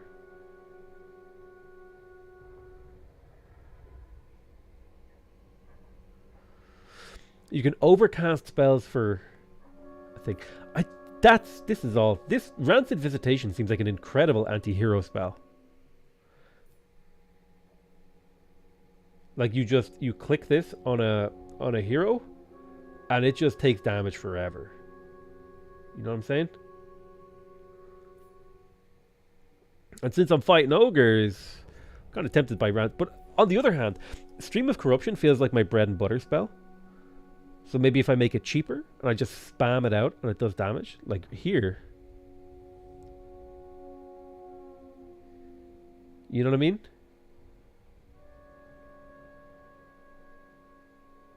If this is my bread and butter spell, maybe I should upgrade it because I'm going to be using it all the time. And then I go with Children of Nurgle and just constantly pop Plague. You know, I'm going to go Rancid Visitations. It feels like it feels like a good anti-hero spell. That would be my take. I think my Plague Ridden has a skill point. There it is, over on the right. Now, armor, I don't know how armor works. My assumption would be that a unit just makes like a weapon strength attack, and then it like just takes less damage. And so I don't know if that's a percentage. Like, how much armor is a good amount? Like, this doesn't look like 30% of a bar. So, you know. Melee defense seems quite good too. Deadly blade. I mean, I am kind of setting this guy up to be a fighter.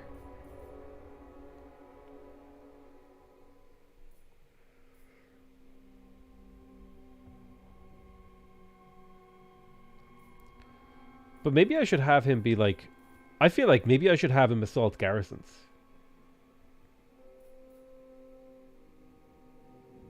You know what I'm saying? Send him in first. Have him knock things out.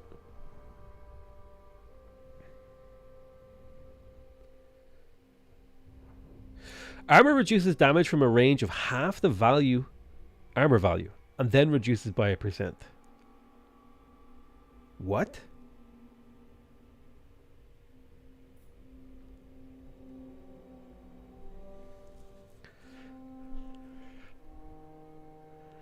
I mean, I'm going to be real with you. I feel like I don't think charge bonus is very, like, important. This unit is, like, it's a one single target unit. We want him to be fighting for a while. Honestly, this guy does not feel very good as a unit until he gets, like, really, you know, like, advanced. He seems to do a pretty good job because he has good melee defense. Maybe if I stack him up as melee defense, does he get, like, an ability later? He also gets the Children of Nurgle thing, actually. That's an important point. Now I'm starting to regret some of my choices. Although he would have been using up my Winds of Magic. You know what I mean? Foe Seeker, Weapon Strength.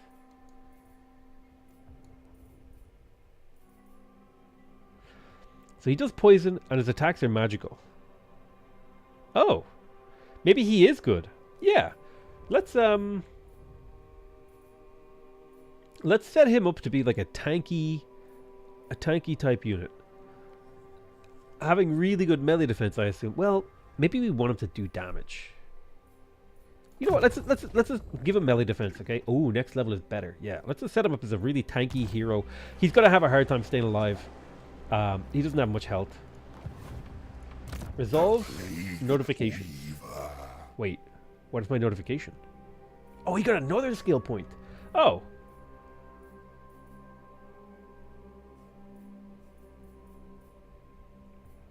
Well, then I'm going all in on the caster build, which means I'm going Children of Nurgle, baby. It I'm an will idiot. supplement my boxes.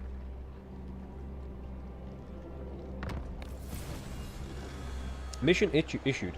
Touch of Dad. Now, I see, one thing I'm curious about in this game is, like, do units consistently continue to level? Or does it get, like, harder and harder to level as the unit levels? Because if a unit consistently levels throughout the campaign, then, like, you know, not that big of a deal if I, you know, misplace a skill point or two. Plagues of Nurgle, once carried by Nurgle army, can be spread to other factions through contact.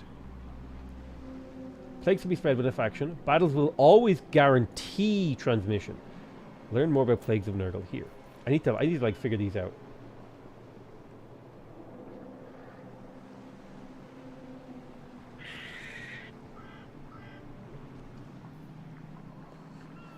Battles will always guarantee transmission. Spread a plague. Okay. Well, I kind of did that already. Now you're giving me the mission. Let's move to the border of our territory. I'll concoct a perfect plan. Now, how do I encamp? Does anyone know? How do I encamp? Movement notifications. Ah, stats.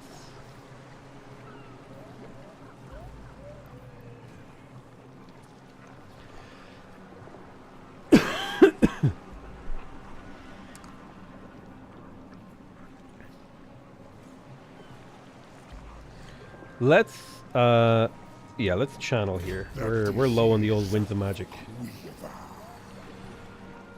I see. Okay, we're starting to figure things out. I'm enjoying the figuring things out part. Oh, we have a building. So this is like a minor settlement. I don't know if there's anything special about this. It has a bit of corruption. It has a garrison. Control is low. Does effective range infinite mean the whole map? Yes, I believe so. So I mean, like, you could argue. Now, my question is growth shared across all of these settlements?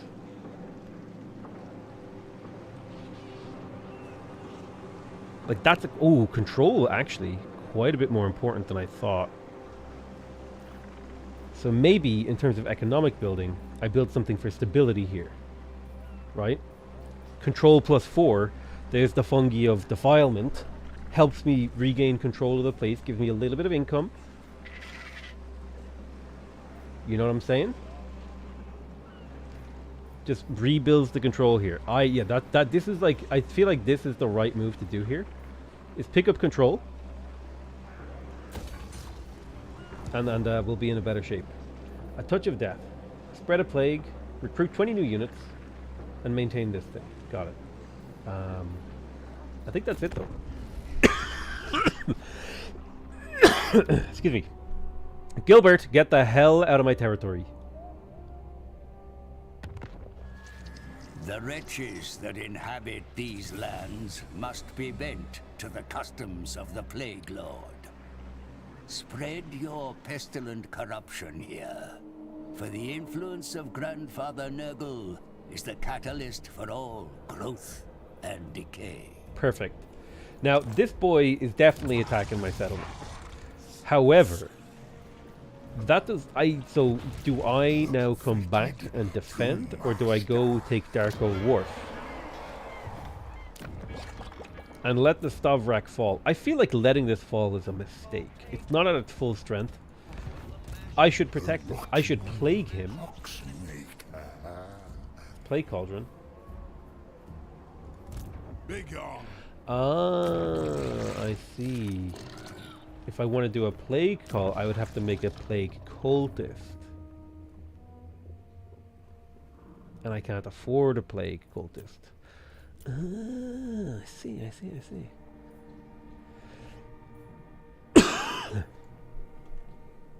Is he lagging just a bit for me? I mean, my gameplay looks smooth, everything looks fine. If there's an issue. My new plague. Is Twitch doing drops tomorrow? I have absolutely no idea. Let's head back to Stum. I hate this. I hate that we have to come back. But I will. It's like, hey, if you attack my settlement, I'll be there to defend it. Dwarf. So, am I still not affected by a plague? I can't tell. Another specimen.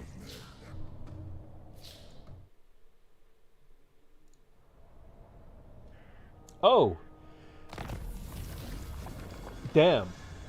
By the way, did you know if you buy Total War Warhammer through my referral link that I have, you can get 19% off if you use my name, Potato, in the store when you buy it. Okay? How do I even... This is like, how do I even... Gamesplanet... Oh, Jesus, how do I even change my commands? Hold on, I gotta do a command change.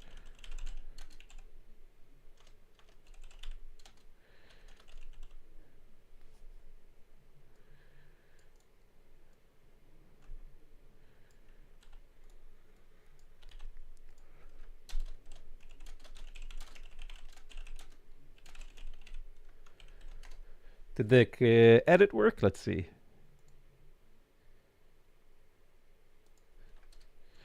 Oops. Games. Planet. Try it again. Yeah. Sounds like a damn good deal. Yeah, and it basically just gives you a Steam code. Gamesplanet are like a official retailer that's not like a grey market thing, who, you know, it's all legit, it's all above board, and you get a discount, you know, if you really want the game. And you get it on Steam. If you already have the other games on Steam, I think you get extra features. Why wouldn't you buy it through there? If you were already planning on doing it. I don't know if I would recommend buying the game yet, personally. Like, it's kind of like, I would need like a lot more hours with the game. But like, if you're already intending on buying it, you just use my referral link. Boom, easy.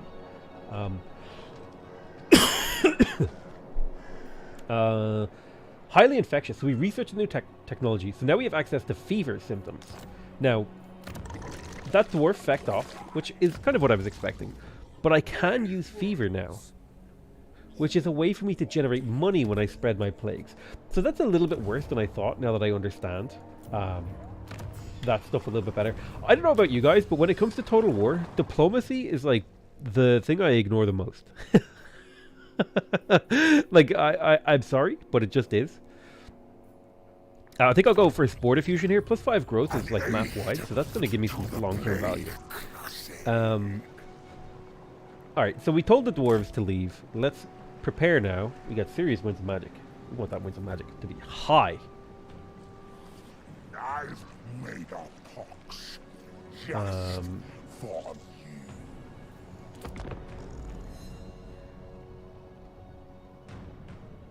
I mean, to the title build of this game, you could do more diplomacy as order factions. Yeah, that would probably make more sense. I'm like very obviously like the guys who are at war all the time. Raise Nurgle corruption. Okay, cool.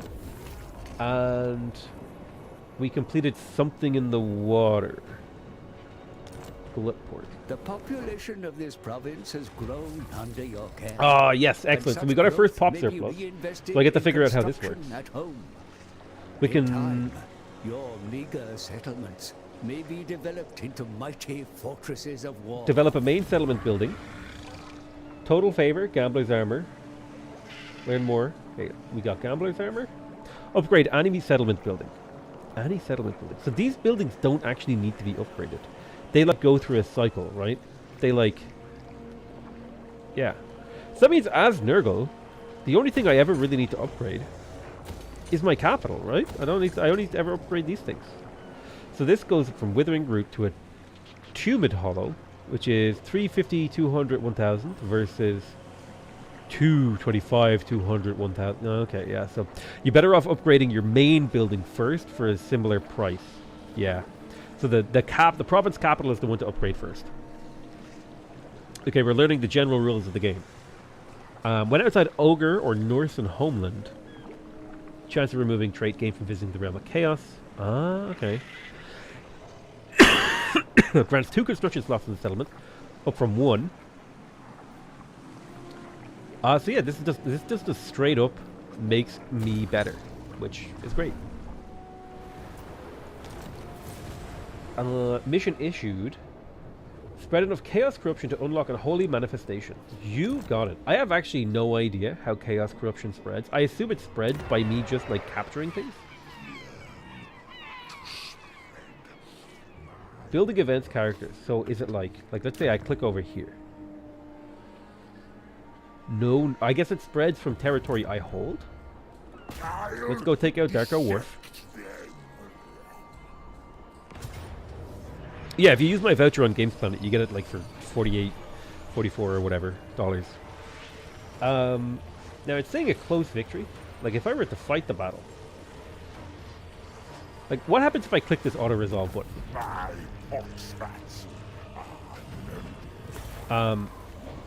Oh, I thought it would give me the option to like refight the battle if I didn't like the outcome. That was kind of what I was hoping. We got the armor to silver steel though. Let me gain to rank. I kind of wanted to fight this battle, to be honest with you. But it's gone now. I think we loot and occupy this as well. We want those infection memes. Yes, it's going to hurt the control even more, but hey. It's already bad. So we gained armor on Kuga Plaguefather.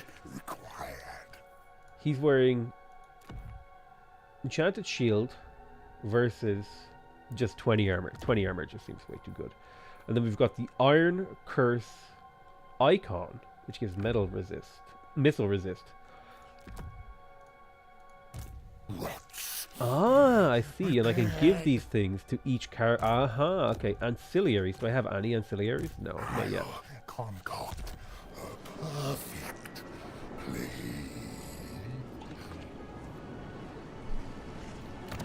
So probably like the auto-resolve was fine there. Let's go ahead and repair this town. That's like the thing that we want to do. Whenever you take over a town, you repair it. Like that's like basic 101 empire management, even if you're a chaos god, okay? We've attained the province, which means we completed the mission, which means we got the enchanted shield and a whole bunch of gold. Now they want me to capture 2 provinces. So, my problem is... this is going to sound weird. I don't know what a province is. Facilities in this city are damaged, my lord. I don't fully understand what a province is. Excuse me. Like... the city of Splinters? I don't even know where that is.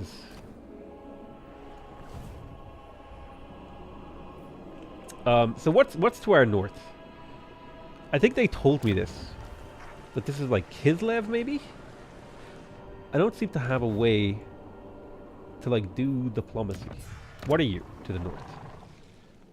Yeah, I'm repairing buildings. Got it. Here's the Blood Marshes. He's a friendly Nurgle boy, I assume. Clicking on the city did a thing, and I'm scared now.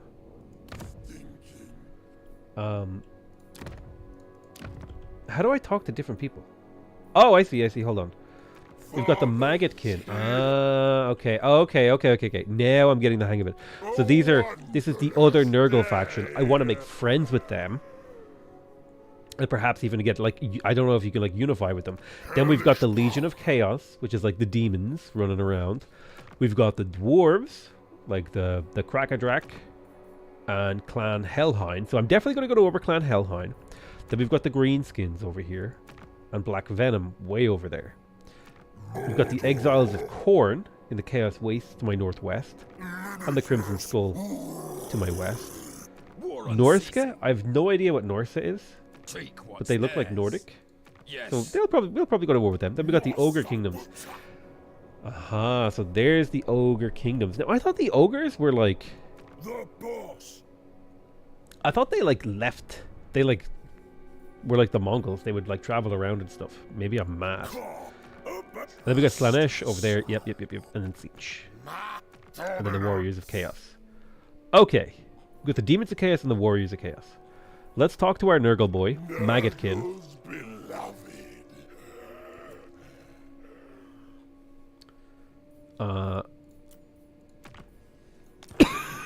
Let's do a proposal.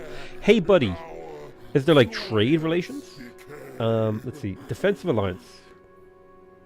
Military access. Yeah.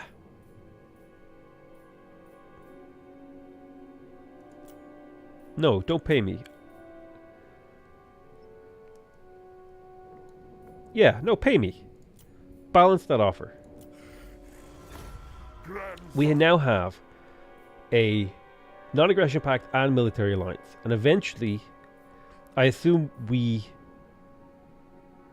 work our way up to these levels. Now, my question is, how do I improve my relation with them? Our attitude is improving. Okay. Right, we're learning. We have done diplomacy. Now to never look at that screen again. No, I'm just kidding. Obviously, diplomacy matters. I'm just not a diplomatic kind of guy. March on, children. Your army has marched all it can, my lord. They must rest. Thank you. Appreciate that. So I understand that being in here allows me to replenish faster versus coming out. Like here, I'm replenishing 8. I go in, and now I'm replenishing 20. So that's actually a significant boost to the replenishment speed.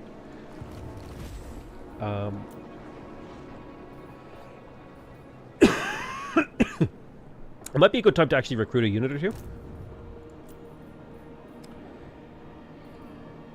I would like to get some exalted Nurgle boys.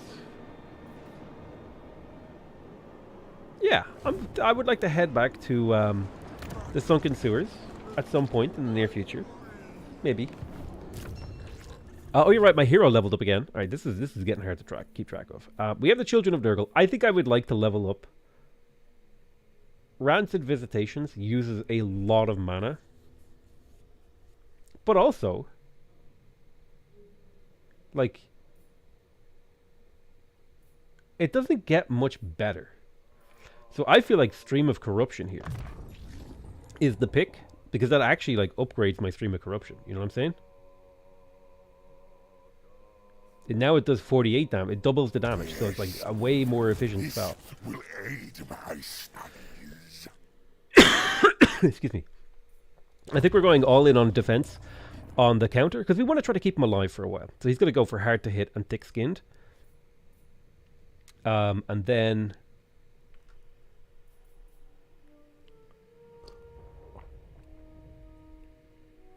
Aha, here, this is why we're doing it. We're going to make him incredibly hard to kill, because he's going to get the Locus of Contagion, which has a 35-meter effect range, has a duration of 11 seconds, but it does a whole bunch of damage, right? So, we want this guy to live the longer this guy lives in battle, the more regeneration he gets from me casting spells, and he can be a bigger Lord of Contagion. So we'll stay in the settlements for another turn. What's going on here? Resolve or skip a notification to end the turn. I'm not sure what the notification they want me to resolve is.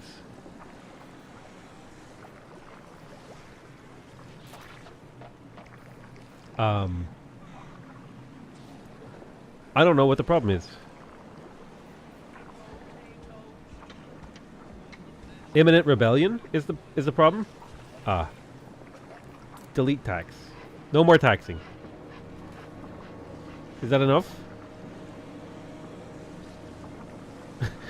Have I prevented? No, I have not. Recruit Lord. Let's do a Lore of Nurgle or Lore of Death? What's the difference? Lore of Nurgle has like all these Stream of Corruption stuff from Blightboil, things I'm familiar with. The Lore of Death? Yeah, let's do a Lore of Death guy. Let's get the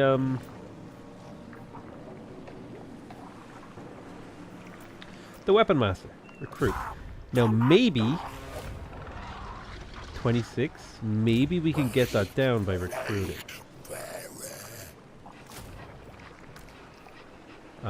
Get a couple of Nurglings.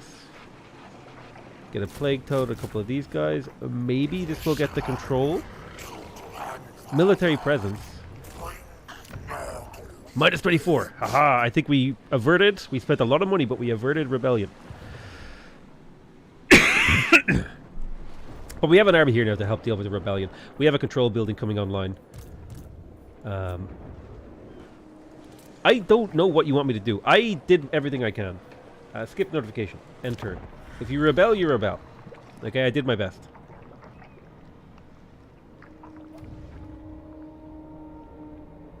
Ragnar? Who are these guys? Fruit of the Garden. A terrible nausea grips me. So I can get... Oh, interesting. 3 Plague Toads of Nurgle. Or Plague Bearers of Nurgle.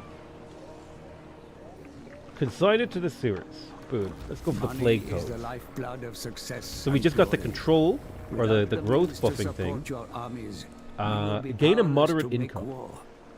At the end of your turn, have an income of at least 3,000. Each faction maintains a central treasury. Gotcha. Crown of Command. So we've got Spore Diffusion. Ah, you could choose a commandment for the region. Ah, cycle time, control, chance of a plague spreading. Aha, Nurgle corruption in adjacent provinces. I think we want to go for control right now. We want that control to tick up a little bit here. It's at plus 17. So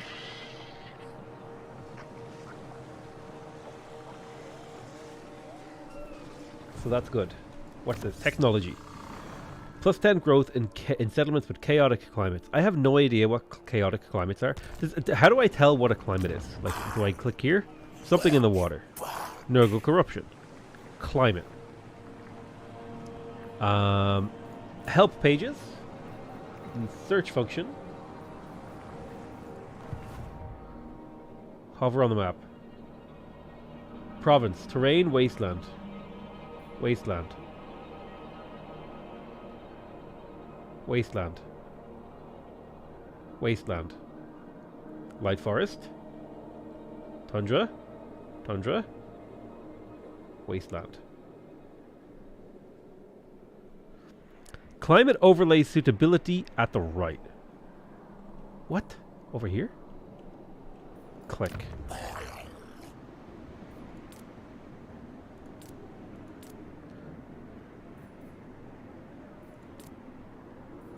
Climate overlay suitability at the right of the city name.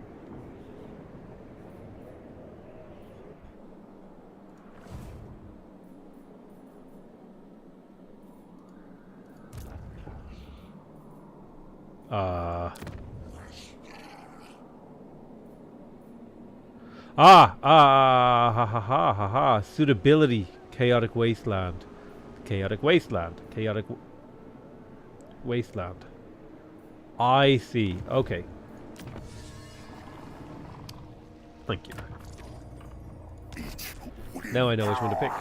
Grandfather's children. Alright, so we're learning a lot about this game. This game there's honestly a lot to learn. I'm going to be real with you, and I wouldn't be able to figure it out without you guys. So this army has an embedded hero training, which is kind of nice, because it means, like, if anyone is close to a level, they might pick one up. Like, these guys here, they're pretty close to a level. They might pick one up. Yeah, they will pick one up. I think we go for Carrick Doom and all this stuff over here. This guy is good at fighting dwarves. I'm pretty sure. Yeah, he hates dwarves, so boom. Let's go fight some dwarves. I'd say we can probably safely step out for a turn. Like, we'll still regenerate and replenish.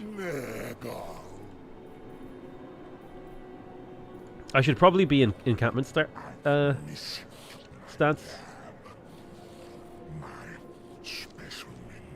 I shouldn't be using all my movement like that, but hey. Now, am I going to get a second army, or am I going to expand this army?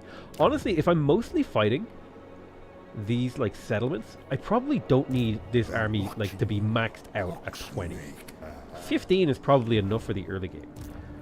And so I could probably, like, similarly decide that, hey, you know what? Let's just, like, go and, like, start building up another army. Didn't you need to spread some plagues or something? Spread a plague. Ah, good call. Yeah. Sure. I would like to spread the plague pox.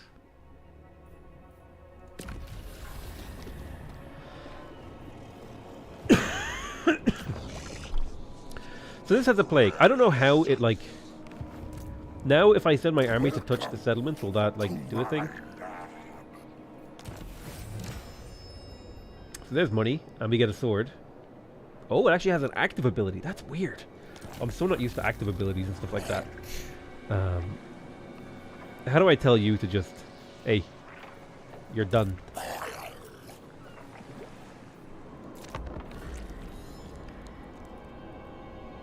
Plague is a chance of spreading to local armies or neighboring settlements. Here we go. We're going to get to fight Gilbert Helheim now in the forests while he's inside my territory getting the old plague.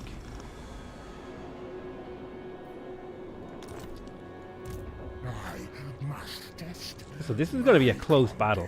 This is going to be my first real battle. And my Nurglings haven't fully recovered, actually. My Plague Bearers have... I feel like I'm strong enough now, and I have the Hate Dwarf trait. I feel like I'm strong enough to take these guys. They're probably going to have, like, guns and cannons and stuff. What have we got? We got Slayers. Are these dwarves? Dwarf warriors.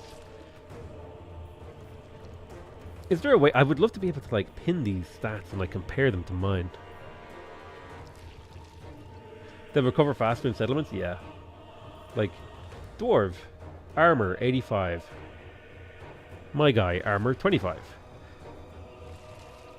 These guys definitely feel like they're worse than my units. Like, just on, like, a stat per stat basis. Like, slightly worse. But they are very armor piercing, which I guess doesn't matter when you have a unit with lots of health and not much armor. I think my units are just straight up better. The only thing I might have trouble with is the Quarrelers, but I do have Plague Toads of Nurgle to send around to deal with that.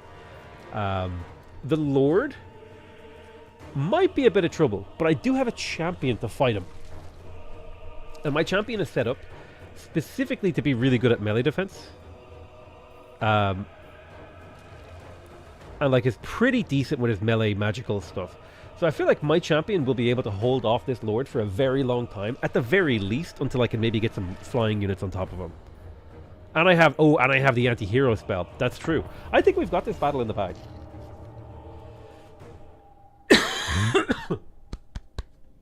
Excuse me.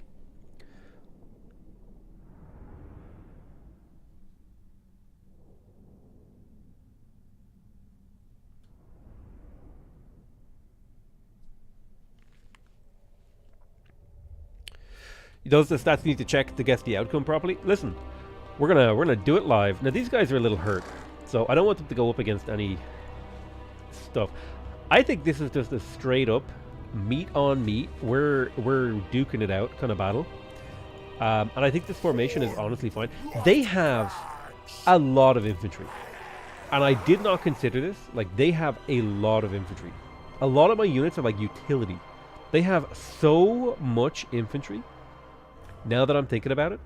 However, I have plague spells. And maybe that's good enough.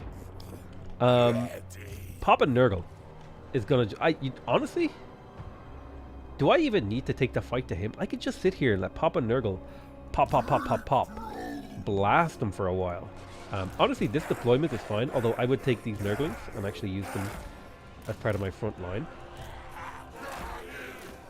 He has so much infantry. Like, this is so much infantry. This is absolutely a mistake battle. But I think I can do it. You know what? We're gambling. Hell yeah. We gambled. We came out on top. Let's just go. Papa Nurgle, I want you. Your army marches into battle with great powers, my lord. Probably to try to take... Oh, they're very tired. They're forced marched. Oh, we've got this. His units are weak and scared and not ready.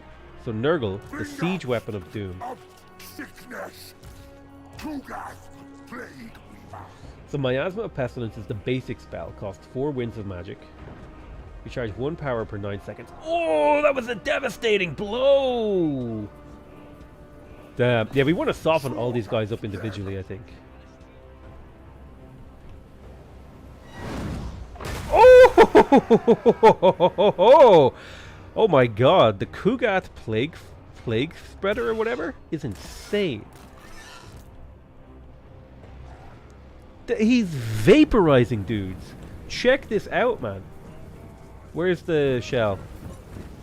Here he comes. He's throwing it. You see him throwing it? Here it comes. Boom. The enemy as they maneuver. That's incredible. I think I can't afford... Oh, do not get shot for free.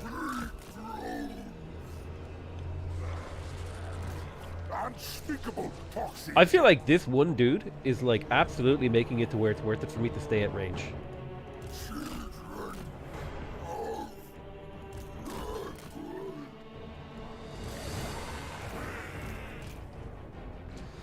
So my Nurglings are a little bit weak, these guys.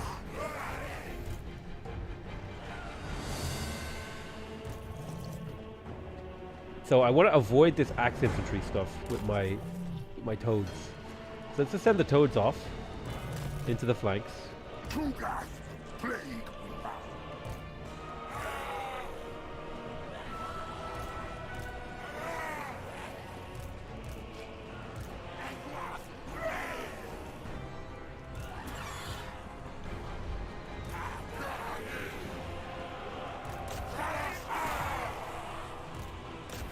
Get fighting.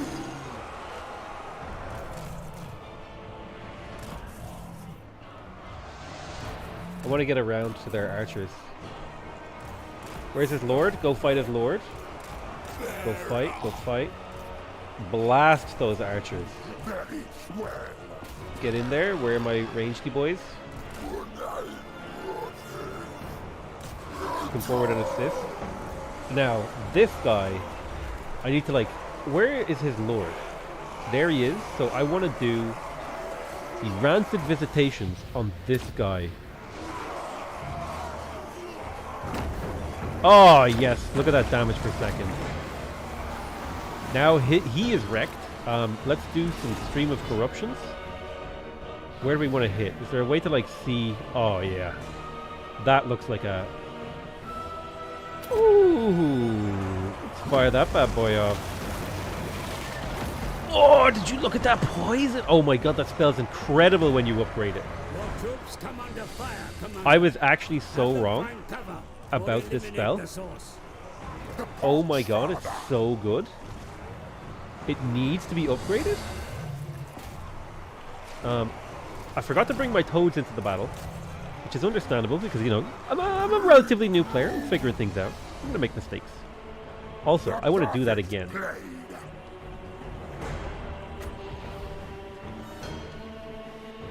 Stream of corruption straight into this unit. Look how much damage it does. Plus the regen is nice on my army. Oh, look at that health bar dip, dude.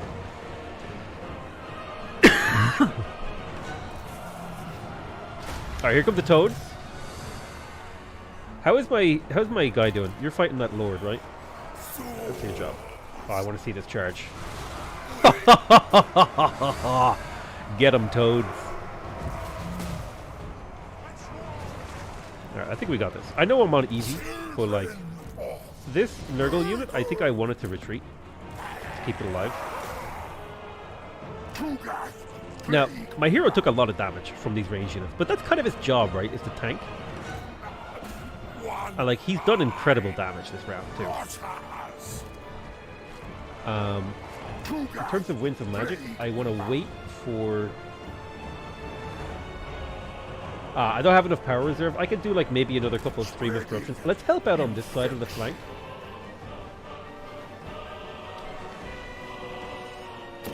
Can we do that? Just get a little bit of poison over here. I told these guys to withdraw. It's really frustrating. I don't understand the like why didn't these units like retreat? Yeah, like they just got wiped out because they didn't retreat.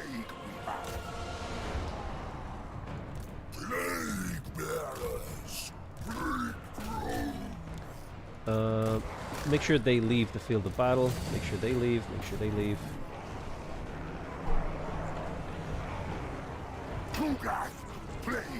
Let's do another plaguey moment here. This is going to be a good one. Look at all these health bars dip, dude. Like, that's 10% of a unit's health right there. Let's use our flyers to harass. I want this unit here to break. So if we come in from behind. Oh my god, something exploded there. I think that was him throwing. Get in there in the melee.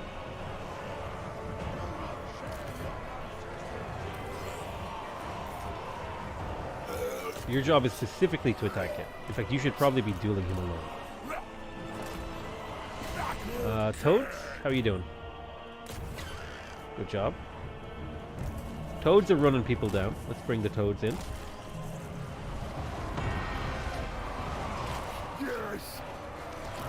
God, you're so gross. He's so gross, dude.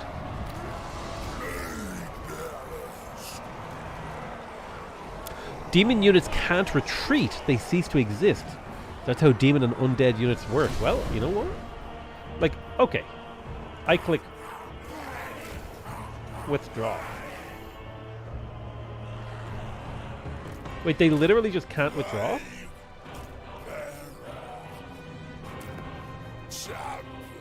I've withdrawn with these Nurglings.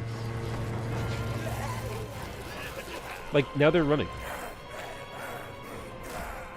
Confused. Pigeon noises.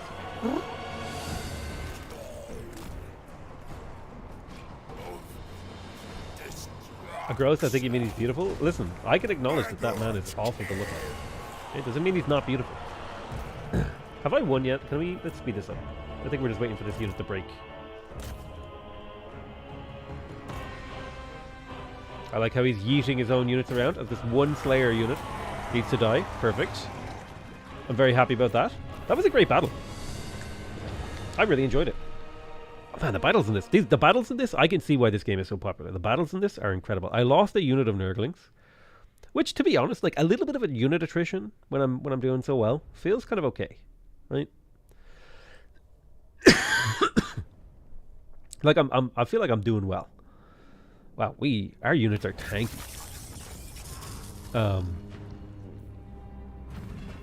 So we can devour the captives and replenish a little bit faster.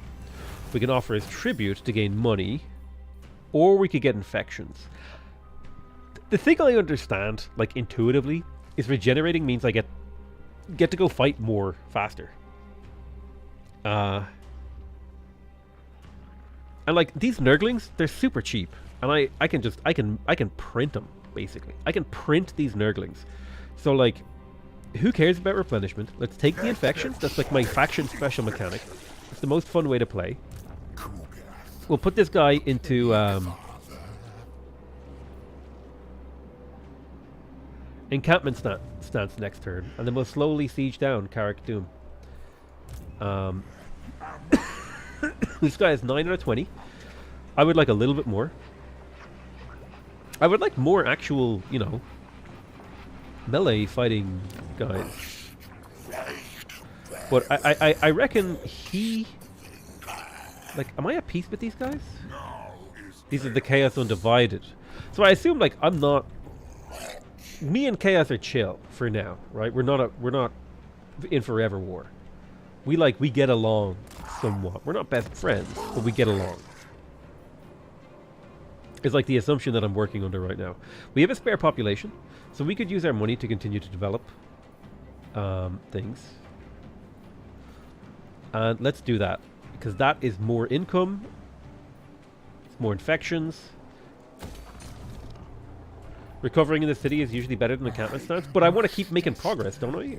It just feels like a noob trap to go recover in a city. I don't know. So I am literally in love with the Stream of Corruption spell. What does upgrading it do? If I were to upgrade it again, it would give me... I wish I knew how overcasting worked. What is the difference between these two? It lowers its cooldown and lowers its magic cost, so we can use it a lot more. However, Nurgling Tide seems like insanely good. Oh, Plague Shield, +5 melee defense for Nurgling units?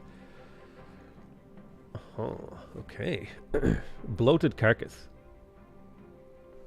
Ooh, having more missile resistance would actually be a big deal, because this dude is like a missile magnet. He's huge.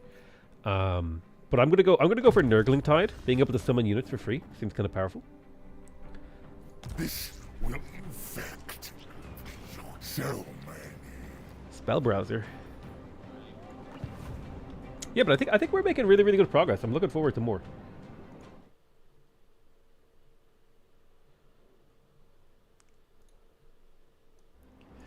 Absolutely, though, Warhammer 3 has impressed me with how much I'm just enjoying playing it. I honestly, I thought I wasn't a Warhammer player. I thought I wasn't like a Warhammer, a Total War player anymore, and this game has kind of sucked me back in a little bit, which is fun. I like that. Why is your magic so bad? Local province wins. How do I tell what's wrong with the winds of magic in my lands?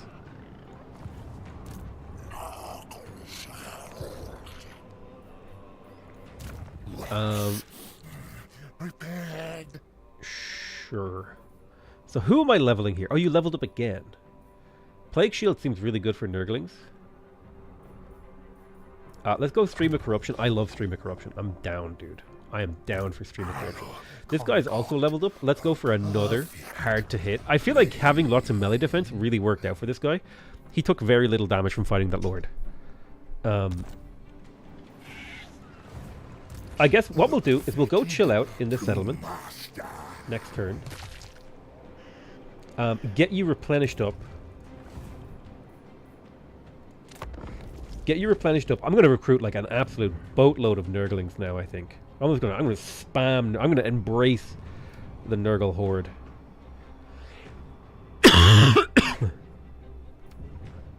You don't need to be in the camp. I'm trying to encamp and move upon the enemy is what I was trying to do. But I guess like this army is hurt enough to justify like Nurgle's chosen. upgrade any settlement building. Got it. He received a plague. Awesome. The Great Game Corn Ascendant. Corn has gained ascendancy for now. Interesting. We gained armor. Diplomacy is the refuge of fools and weaklings. So why can't you go It may into the also city? serve I'm your like ambition clicking. Oh, it's for because he's conquest. fostering. A pact of Sign a non-aggression non-aggression pact with can be a any useful faction. tool to I bind the hands of have your that rivals, with my leaving you friends. free to make war elsewhere. Wondrous day. You know, how do I talk to the chaos boys? Chaos Undivided. Dominance. True. Like, what is this savages. faction here to my north? I don't understand. How do Your I armies can take to the seas should you wish it, sire. yeah, I get the whole like sailing thing. I appreciate the tutorial though. Like, I see this faction.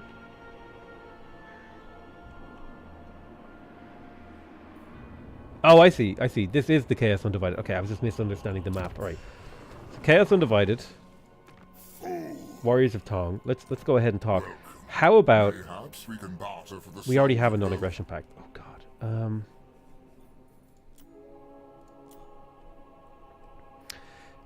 Maybe I get a treaty? Who do I get a treaty with? Is my excuse me, is my confusion here. Who are these guys? Tzeentch. Oracles of Tzeentch. Eternal Sclaya. No, that's not them. I wish I could click. It's really frustrating that I can't just like click on them on the map and talk. Well, that time it worked, but now when I click on anyone else, like I want to click on these guys to talk to them, and it just I don't understand. There's probably like a UI thing I'm just missing. Click quick deal. Bloodthirst. Oh, okay. Oh, let's get a non-aggression pact with the bear sling. No. The flaming scribes, okay? I propose you a balanced trade. Oh my god, 4K? Are you for real, dude? That's not worth it.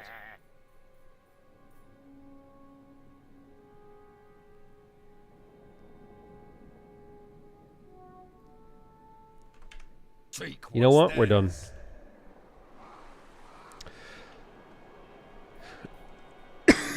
Non-aggression pact? Not worth it. Get back in here. So these guys are all punished. Let's recruit some Nurgle boys. Some Nurgly Gurglies. Just max them out. And then this will be like a support army, I guess. I can use them to explore and sit behind. Having a secondary army just seems like it'd be helpful for auto-resolving and stuff like that. Over here, we have access to a new building slot. We have a population we can use for a building slot. Now, I have a building that gives me control. I have a building that gives me growth. Do I want to keep going for economic buildings is my question here. Because I could get the one that gives me Nurgle corruption and casualty replenishment. That doesn't seem so good. Cavernous compost lowers the cycle time for military buildings. Local region. So it's not province, it's local region only. So this would be good to build in the capital if I plan to build a bunch of military buildings in the capital, because then I could like have better chances of having the good cycle. So this is like more of a military upgrade.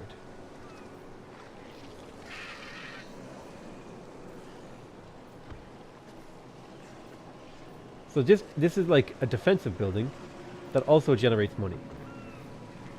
So each of these buildings generates about 90, yeah, on average 90 tribute per turn, which is not bad. Local region is the province, all 4 cities. Look, I don't know why they just wouldn't say province then. That's slightly confusing, but fair enough. Because it feels like that would be like each region, there's 4 regions of a province. I think I'm right, actually, if I think about it. Excuse me.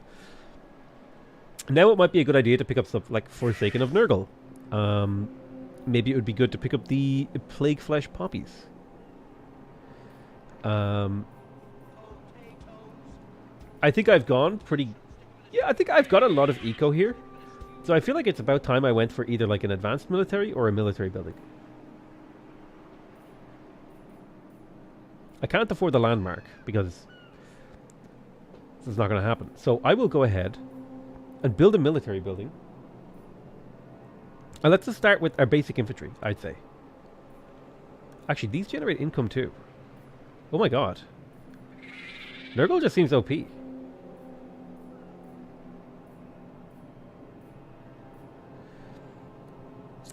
I don't think I need Plague Toads. I think I'm going to go for the Plague Flesh Poppies. So that we can, Hey, Potato, will you play Rogue Tower on stream? I have some videos in the bank for Rogue Tower, and I'd like to play more of it. And so we built a new building. Let's continue to upgrade. I feel like investing in our future here. Maybe not like the best thing to do if you're a plague-ridden corpse, but, you know, it seems like it's an okay thing to do.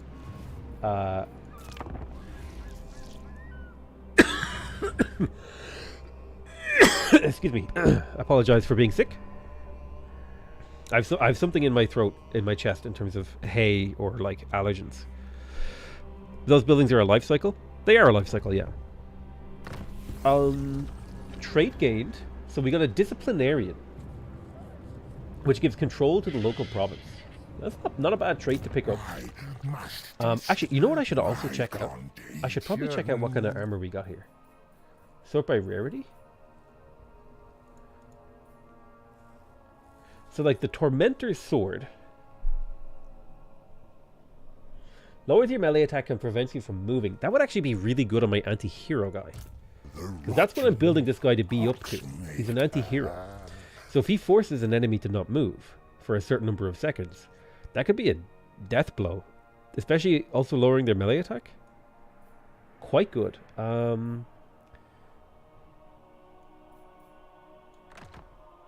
Gambler's armor is probably better.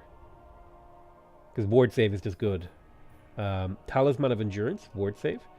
Oh, these are...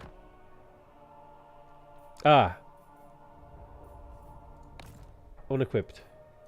I don't want to, like, see equipped items. I don't want to, like, accidentally unequip this guy. Oh, you can salvage these. And fuse items. Ah, that's interesting. So if you have a bunch of items you don't care about, you can fuse them together. All right. High levels of corruption in the province. A cult has manifested, belonging to the Broken Wheel. Strike now and construct a building there to reap the benefits. The credulous fools that live beyond your borders fall under your influence. Interesting. They set up cults to honor your god. Take steps to further I have no idea what's happening here. Amongst these simpletons. Sure. These are like people? I don't know what this is. This is very cool though. Construct a building within a chaos cult. A chaos cult has been established in service to Nurgle. Mysterious disease begins to circulate along the local population. Move quickly to set up new facilities here so the benefits they can bring you can multiply. There is a lull in the winds of magic.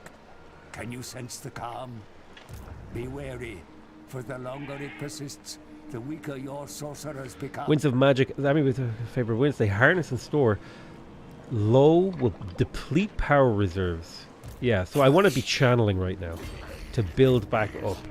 So even though I want to be in this city, I actually want to be out to channel to bring up my winds of magic.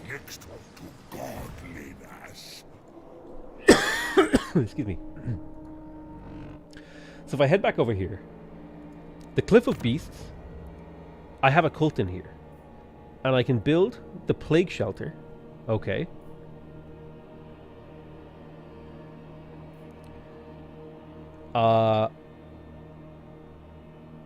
When the growth is more than 200, get 200 infections per turn. I don't see a stat for growth here.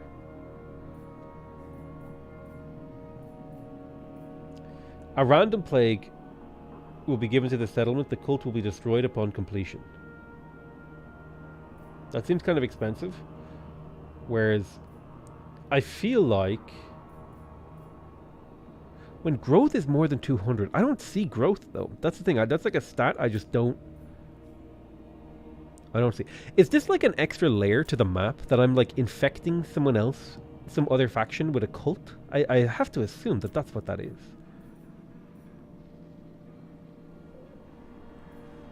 I think that's the only thing that really makes sense to me here. When any lord is present to get 10 infections per turn. Let's just go for the Plague Cult Shelter. Yes. They don't know. I see. So this is like an espionage mechanic. Alrighty. We're starting to kind of start to piece together an understanding of what the game has to offer. Now, Carrick Doom, I think it's dwarf time. I think it is dwarf time.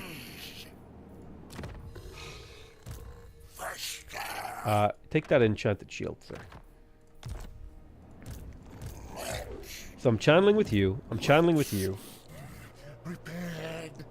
And I will begin to move on Carrick Doom.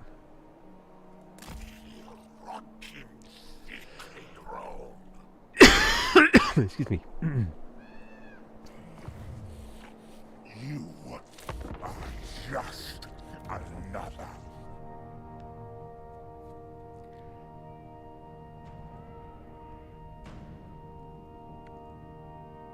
Okay. I thought that was going to be something important, but it turns out it was just like a random unit moving on the map. So something happened over there, weirdly. Thorgard Kromsen. He's coming for me with an 18 stack. I need to have my units ready for this. He's coming for my port city in particular. I need to go ready for that. Raid the lands of the enemy, mighty lord. Send your warriors out to slaughter the peasants and burn their villages. Raiding brings in money and Make the detrimental enemy effects. fear you. So what does raiding actually do? It lowers our campaign movement speed. It gives us a penalty. It generates income, destroys control and growth. It gives us winded, but destroys income. Interesting. Yeah, it is kind of funny to see someone play a game that you know really well, and they're completely blind to it. I have no idea what's happening in this game, but we're slowly starting to get to the edge, so I want to be ready to defend Darko Dwarf and Glutport, because it looks like this guy's on his way over for me, in particular. So I think just spamming Nurglings, plus whatever garrison I have here, should be enough to handle that. Excuse me. You're learning quite quickly. It's literally my one skill, is the ability to learn and figure out things faster than anyone else. It's the one thing I'm good at, and it's like a very flexible skill. You what? So the garrison in here is pretty spicy, but we have a 17 stack army, and some of these units are pretty leveled actually. Like they got leadership, they got...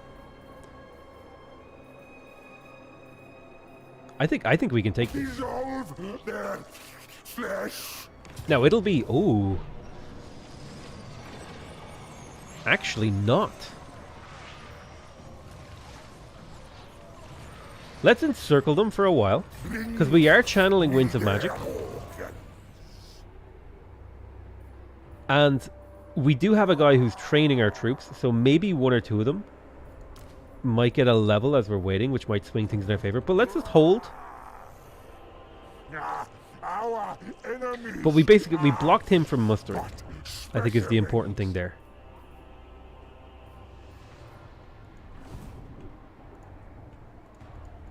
I kind of wish I had been able to bring this lord over to this fight, which is what I wanted to do, but I kind of got...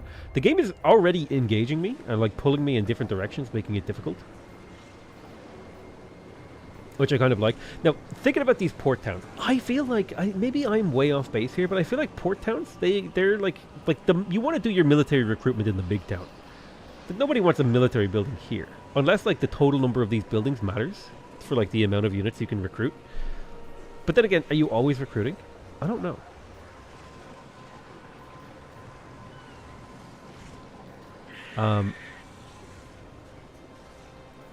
But yeah, I feel like what I want is just like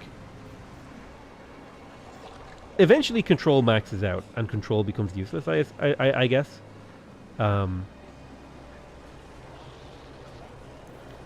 So maybe another growth thing is the thing to go for here economically. Plus 40 growth, income generated. Provides summonable units. Now, I don't understand what the summonable unit thing is. Ah, I see. So the economic buildings, summonable units are units I can recruit. Okay, okay. So economic buildings will let you recruit more Nurglings. I see.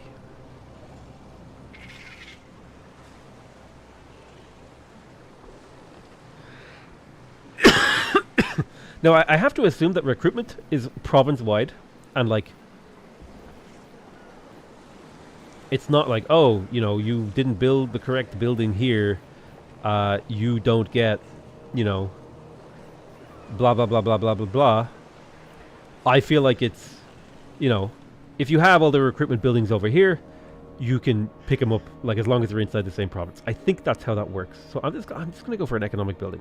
You know, figuring things out and talking things through. That's like an important thing to do. Let's make a microbial bog.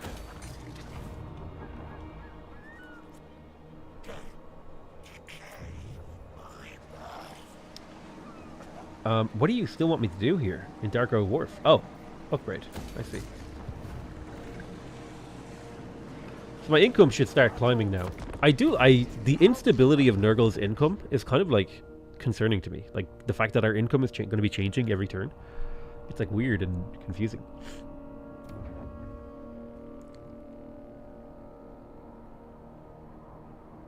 So these guys are fighting amongst themselves, which is great for me.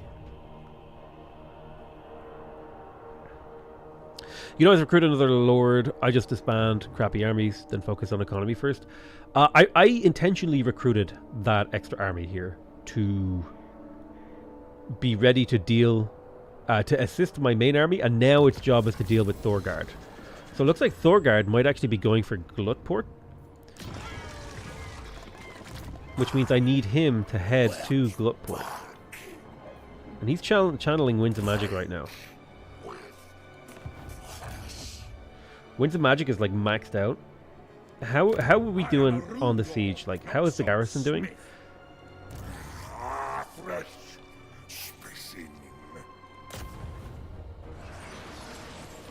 So we're up to a Pyrrhic victory.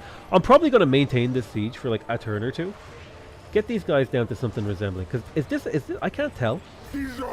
Is this a province capital? No. But still, we want these guys to be a little bit more hurt. Stavrak Mount, we have room for another building.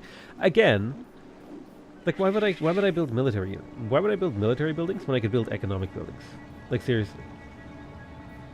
I could just get like insane growth in here.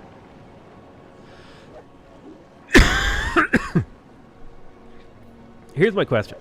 Is there a point where growth is no longer relevant to my game? I don't think so. I feel like growth is always just good.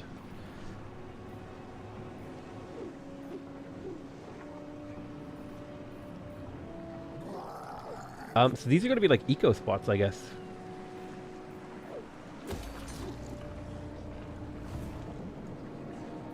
Like, growth stops when you reach the max level capital, but by then, like, you should be so strong that you can just, like... I'm going to go for +4 leadership for Nurglings. Best off that they stick around in battle as long as possible.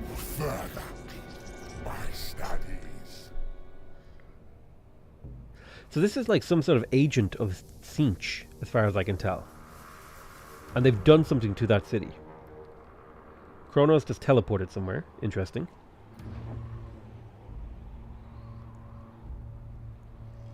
Ooh, there's some fighting going on.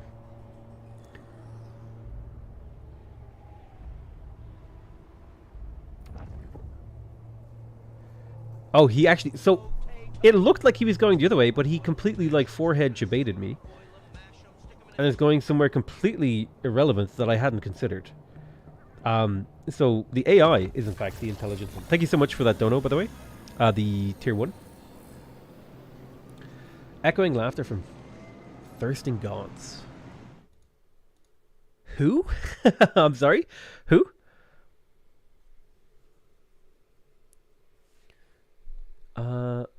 I don't know who Black Venom is. I assume that was like an orc clan. Unlock 2 plague symptoms. Okay.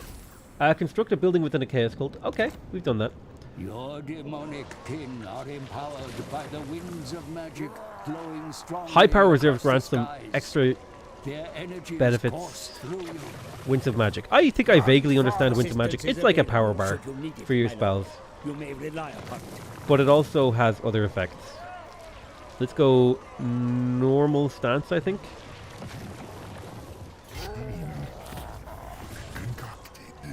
How is the siege going?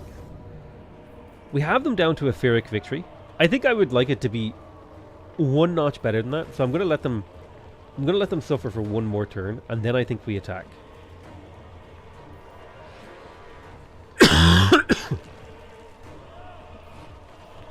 I'll dissect them.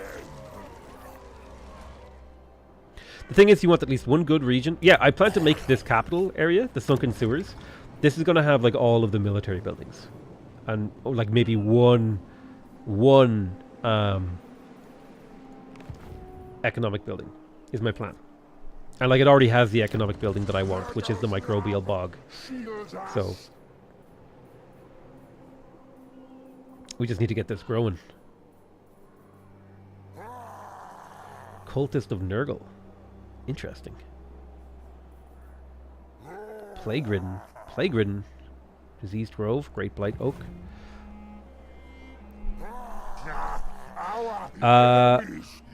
As Nurgle, you want military buildings to, wherever you can, to gain a steady supply of higher tier units.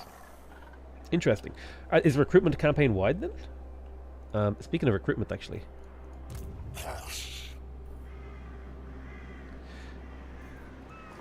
So something interesting here is, based on this, I should have a Plague Bearer of Nurgle available to recruit, right?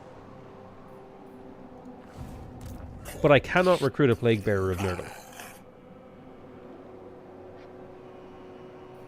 No? Why is that?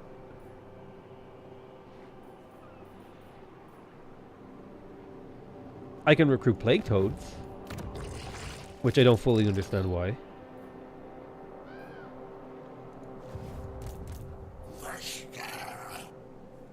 Is this like a unit cap? You can't recruit more than this whole thing? Confusing.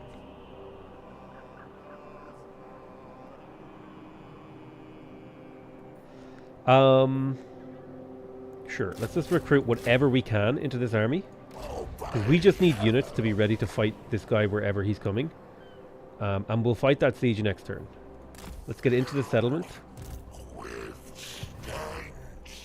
And I think we said we would fight this next turn.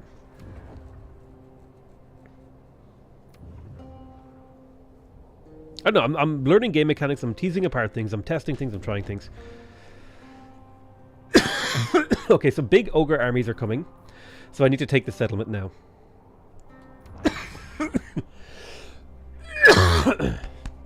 That's really annoying.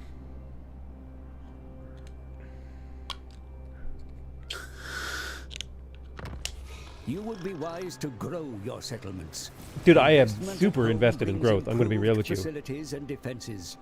The Such Sword of improvements Antiheroes, will pay melee dividends attack plus when 5, waging war enables abroad. magical attacks.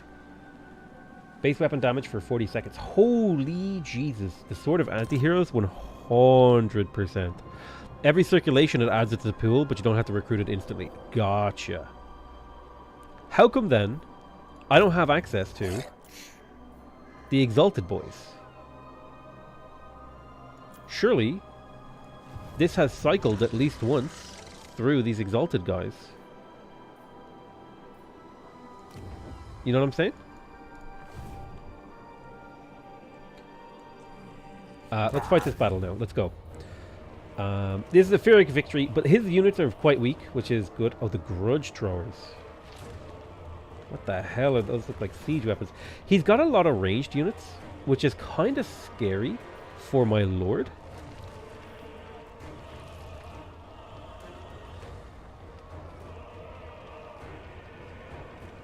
Do you need tech for exalted ones? It doesn't say. Make them rot. Like if I go to my tech screen.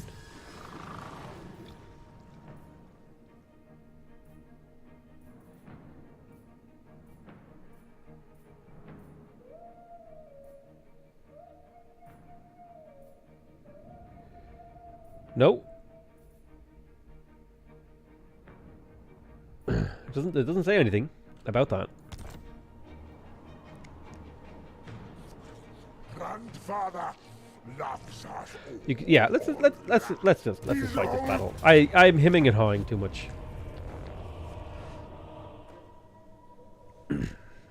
Again, like you know, I've never played a Warhammer game. I'm having a lot of fun. You know, there's kind of an interesting kind of phase here that we're in, where it's like, what does this do? How does that work? What does this button do? Save first, auto-calcu will win. Well, look, you know, if we lose a battle, we lose a battle. That's part of the learning how to play.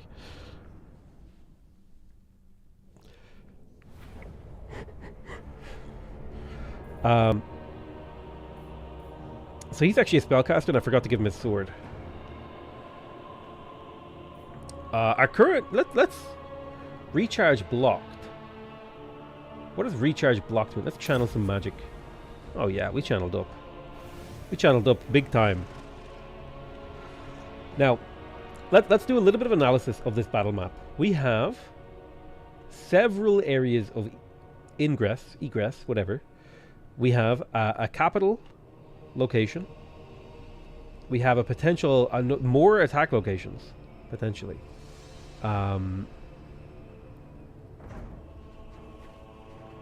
You pick the faction with the most abnormal system. Listen, this is the kind of guy I am, okay? So I think it would be nice to come up here and maybe capture some supplies. I don't understand how supplies work, or what they do yet. I think this would be like a tower or something. Looks like there would be a tower there. And then I can't tell where that goes to, but there's probably going to be a barricade here.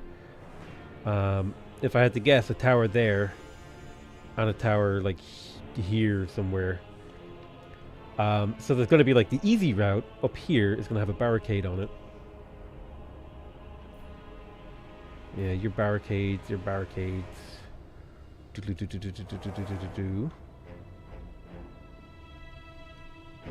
I mean, honestly, the supply and barricade system doesn't seem to be like that hugely impactful. The big worry here is enemy archers wrecking me. They have a lot, and I mean a lot of archers.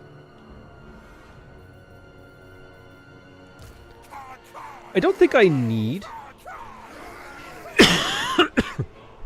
so much armor piercing, do I?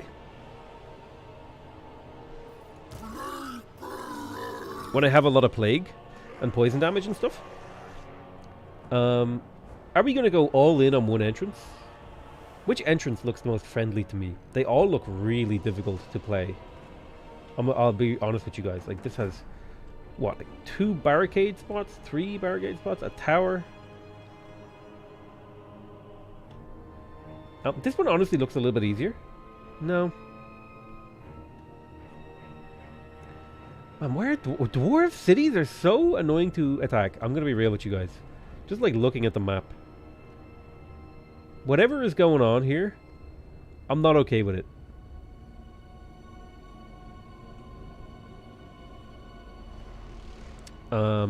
I guess you know what we do. We get our little nurglings ready. We send them into the breach, and we just spam magical spells on whatever they're fighting. Our cavalry, probably not going to be a huge amount of use here. These guys are not going to be any use unless we can like get around to enemy archers. Yeah, enemy archers are going to be a big problem here. Let's just go. Your forces are ready to storm the defenses, yet I advise caution. You face an entrenched enemy that has had So let's see time what to we've got here. prepare. Be wary. So they're going to be able to shoot down from there into my armies? What are these? Who designed these dwarves? Okay. Now the one advantage I have is that I could potentially send some flyer units here to go fight that, while the rest of my Nurglings pour into the breach with the support of my champion and my hero. Of sickness. And then these meat boys bring up the back line. Bring up the toads.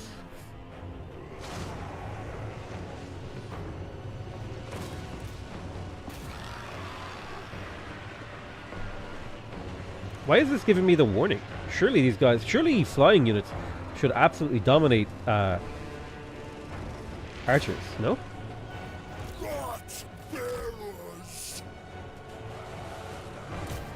That feels like the correct take to me. Nurgling. Just like piles of Nurglings. Here they come, boys.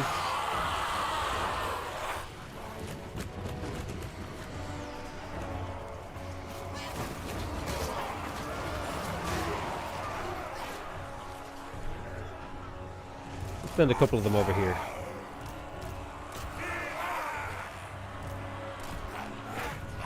Now I have to be careful with my hero because he actually can get wrecked here. Keep attacking. Yes.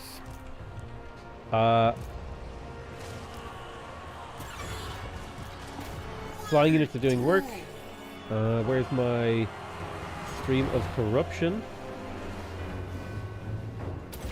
Blast them. Where's my cavalry? Get in there, deal with those archers.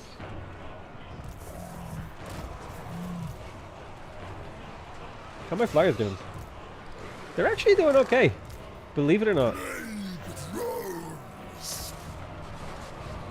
Oh my god, what is happening over here?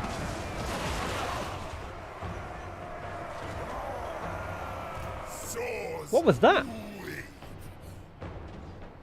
What fired that ability? Was that the grudge thrower or whatever it's called?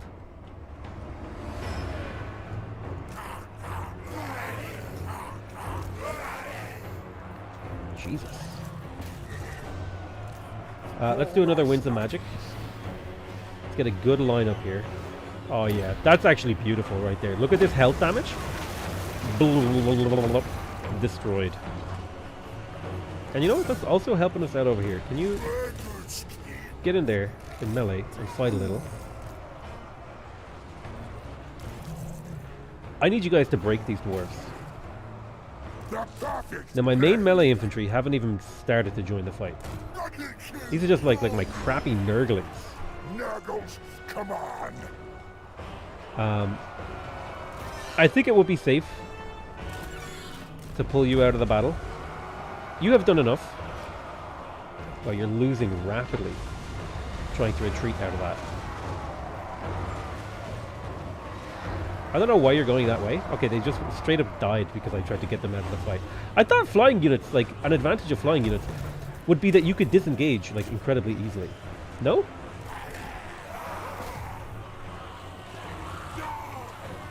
That feels like an intuitive, like, ask to me.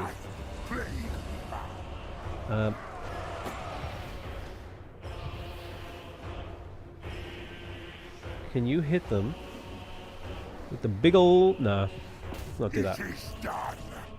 Calculating my destination. Plague Weaver. Now, my hero's getting hit a little. Let's bring our normal melee units up here. They're raining down upon my Nurglings. So my Nurglings have done work, man. Like, let me tell you. I need my cavalry to, like, go up the hill. Cavalry, I know there's, like, something here that you're, like, destroying. But I need you to go up the hill. Where are you? You're with the Nurglings. That's your job. These flyers are actually incredible. I should have never tried to retreat them. That was honestly my biggest mistake. You're getting poisoned. Let's bring our Nurgly boy up. Can you guys take that out? How's this barricade looking? It should break any second now. My flyers? I think I can get these guys out. They did their job.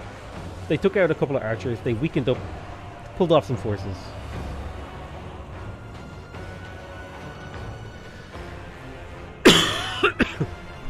Cheap flying units are only good for chasing off. I thought flying units would be like a soft counter to ranged units, right? Like if ranged units can shoot at them, then the archers are the soft counter to flying units. But if the flying units can get top of the ranged units, then the flying units win. I thought that would be how that interaction would go. Can you run through? Like, make your way through the enemy lines.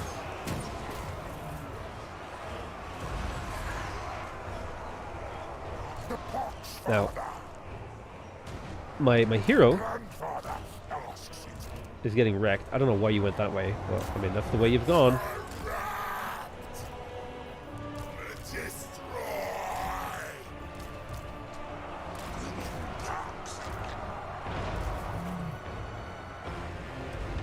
The fighting is not going ideally for me. At least my hero is tanking a lot, which is kind of good, in the sense that, like,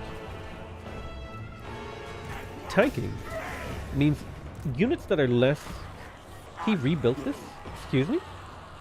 That should be, like, incredibly illegal. How do you rebuild this when I'm literally on it? I'm far too close to that for him to rebuild. IMO. Just get in.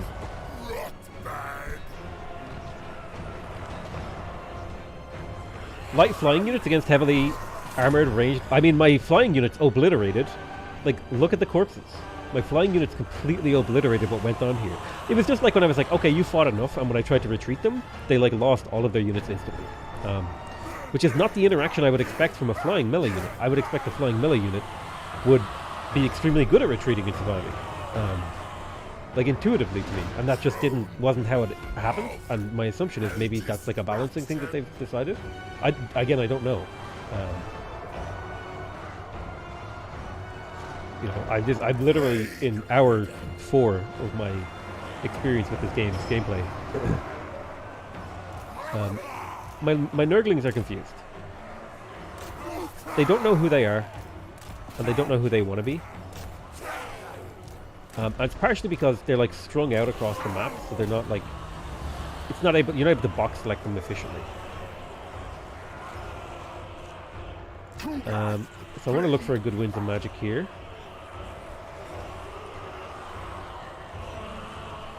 There's, like, a big choke point here, but my toads seem to be doing an incredible job.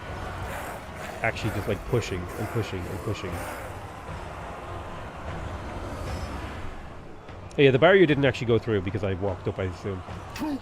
Man, the AI is absolutely ready to just spam ranged attacks on your hero in the hopes that they kill him.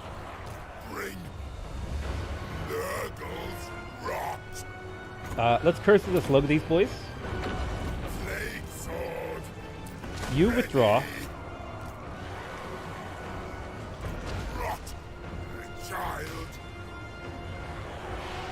What are you even fighting?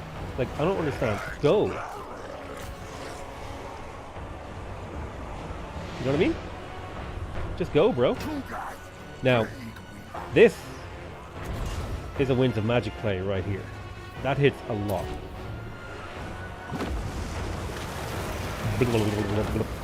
That feels good. Okay, I'm gonna be real with you. Spellcasting should have been a thing in total in Warhammer for way longer.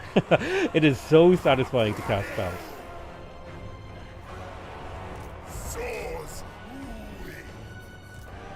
You guys are done. Get out of the battle.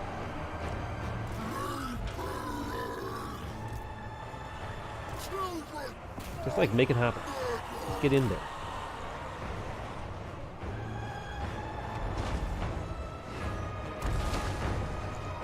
I can hear, like, heavy thuds of something shooting me. Oh, the grudge throwers. That's these guys.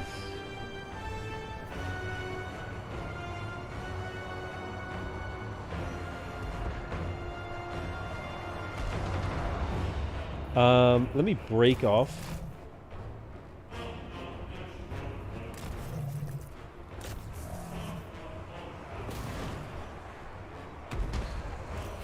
this.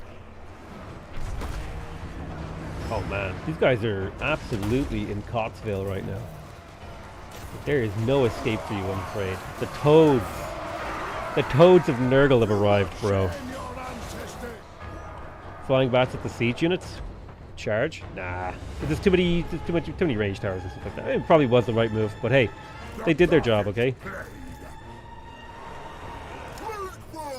Nurglings. Okay, I still have to deal with his hero. But the one advantage I do have is I'm sitting on a fat stack of Winds of Magic.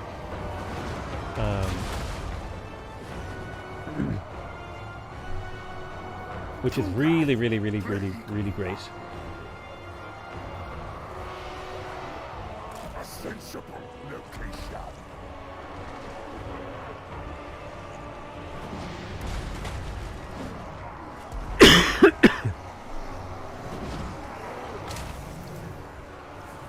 This will be a good chance.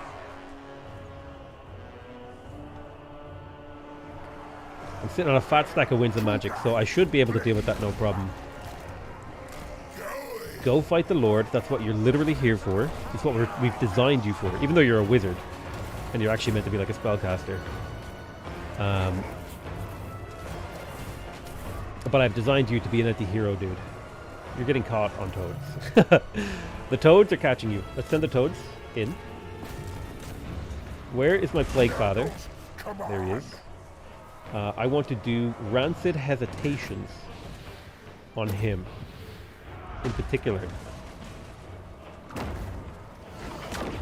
Rancid Hesitations absolutely has just fired off. Perfect. And he's already surrendered and broken. Amazing. Okay, that was really fun. I really, really enjoyed that battle. I learned a little bit about the game systems, and I felt like I got screwed at one point. But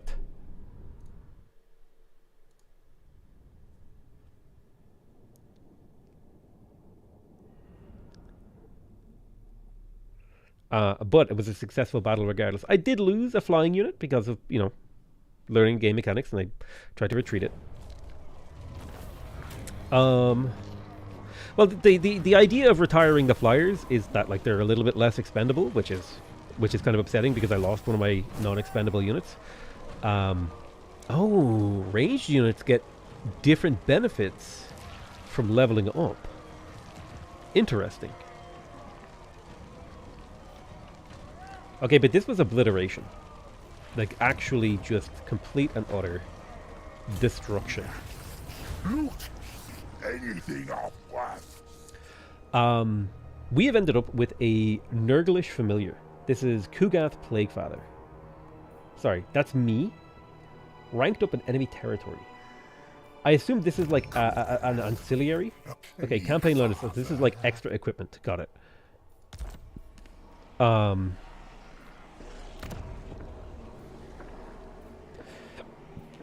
Repair. Carrick Doom. It'll take a little while for the Nurglings to replenish. And the defensive units. But that's okay. That's fine. We're building up our corruption. Did we get any levels out of this? Clan Helheim has been destroyed. So I assume that was one of the dwarf clans here. I have to assume. And I just killed them, which is kind of interesting.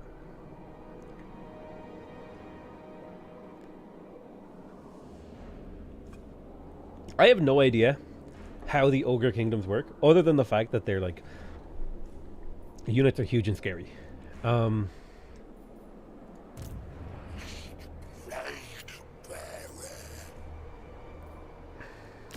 So he's probably going to be able to take this settlement.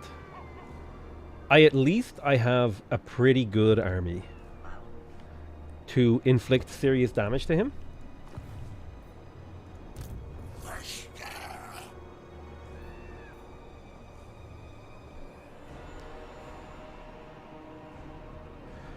I could force march to this city.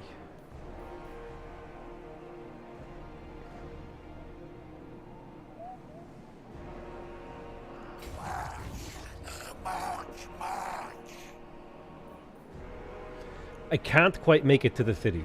Damn. Right? I can't. That's the edge of my movement.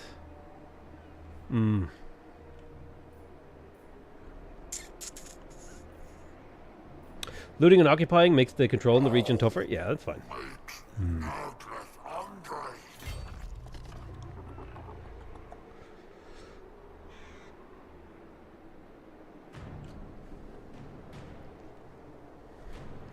Check the building browser on your province. The third button on the bottom of your screen.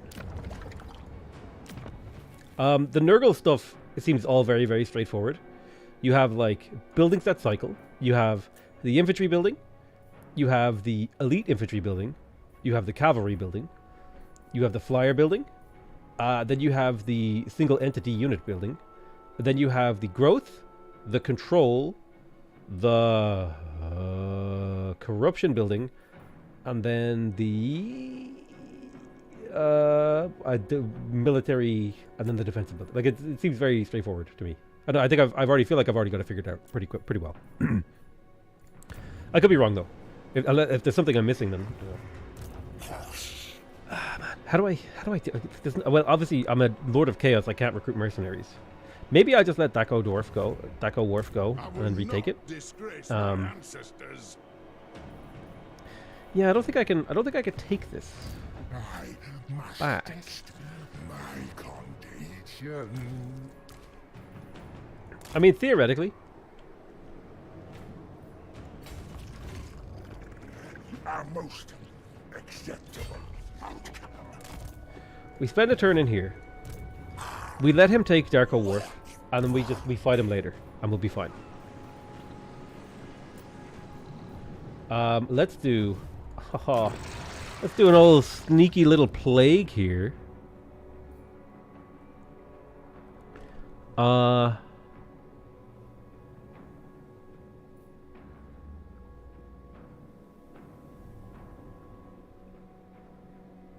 Nurgle corrupt infections. All units suffer attrition. That's the one that we want. And we want it to infect. So this can be used to enemy. So then we summon the plague cultist. Hello, plague cultist. Why don't you do a little spreading of attrition to these guys? A pox to cripple them. Boom. Haha. Now he is plagued and his army is taking attrition. Which is amazing for me and bad for him.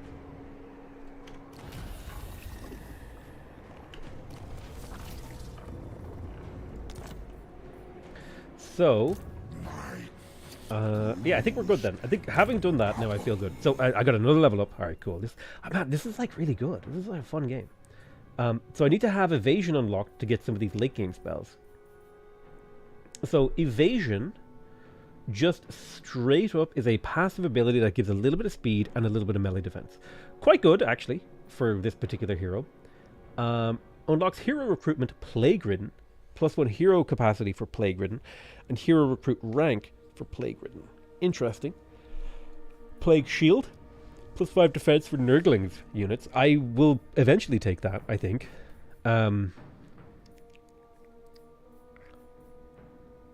Let's go for Champions of Decay. I kind of want to try that out. So how do I recruit a hero? I would like to recruit a hero, is what I would like to do. Click here, recruit Lord, recruit hero, boom. Now we have access to the Plague-Ridden. These are just like this other guy that I have, right? He is a Plague-Ridden himself. So it would probably be a good idea to get one of those for this army. He's a tactician. Characters aura leadership, and leadership aura size. So maybe I will get... Ooh, there's a Plague-Ridden of Death and a Plague-Ridden of Nurgle. So this, I think this affects the spells and abilities they have, right?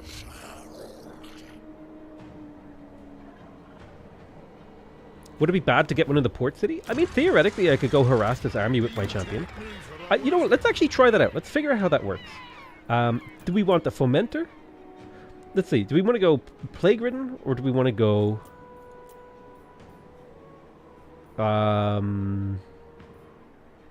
Plague-ridden death or plague-ridden Nurgle?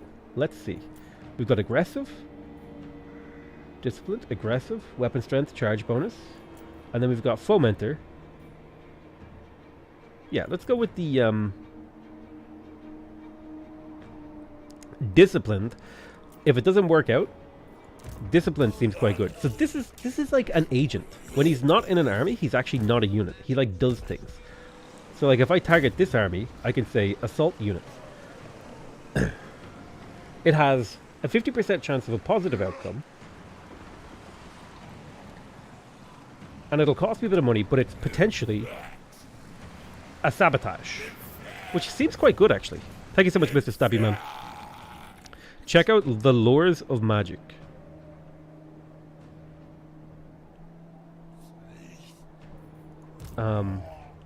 Lures of Magic. I don't know how to do that. I don't know what that is. I'm curious about this stuff. He has rank ups you can apply first. Oh, that's right. He does have rank ups actually. If I go here, who's this guy? This is the Madman, Herald of Nurgle. So I think Specialist increases his success chance, which is kind of an interesting one. It makes it cheaper for him to do things. Additional 3% casualties inflicted. Interesting. Now, to be fair, this guy has the Disciplined trait, right? +2 leadership and +2 melee attack for the entire army. This dude wants to be embedded inside an army as a fighting hero unit. Now the question is, what kind of unit do I make him? He is capable of being a spellcaster. So I feel like maybe in an army where I didn't have like a good spellcaster, they would serve as my spellcaster. But like if I take this army, for example, maybe the Herald of Nurgle. Okay, Herald of Nurgle versus, what's the skill tree for the Herald of Nurgle is my question. So these are just like upgraded versions of the champions because they have actually very similar skills. But the Herald of Nurgle has, this is the I see. So the way you might want to do this is, right, this is like a death Nurgle leader. And then you might want to embed a plague Nurgle champion so you have access to both kinds of spells. You know what I mean? Like, that would be kind of one of the ways I would maybe consider doing it.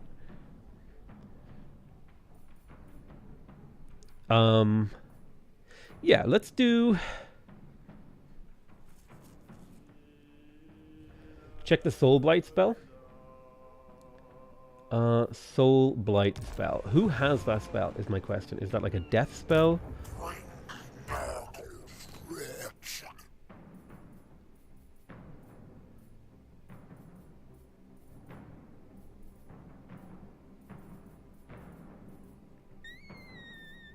Soul Blight. Spell. Soul Blight. Minus 30% armor. It's an area hex. Lowers... Ooh, this would actually be really good against dwarves. This would be really, really, really good against dwarves. Yeah, maybe I'll make this guy a spellcaster. We'll see. So, like, what do I want to do? Like, if this guy is going to be embedded in the army...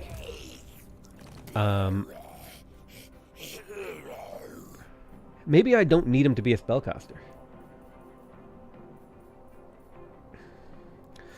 Bloated Carcass, Immortality, Wounded instead, Nurgling Palanquin, Mount Nurgling Palanquin. Okay, that would be actually a significant upgrade if you can get to that point.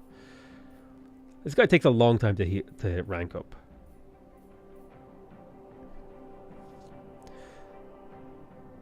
You know? If this guy's going to be embedded in an army, he should be giving experience, I feel like. Like, that should be his job. And he will be embedded. But I'm going to attempt this thing first. So, the counter has leveled up too. Almost ready for Foe Seeker. So, he's got hard to hit. I don't think armor matters. Charge bonus.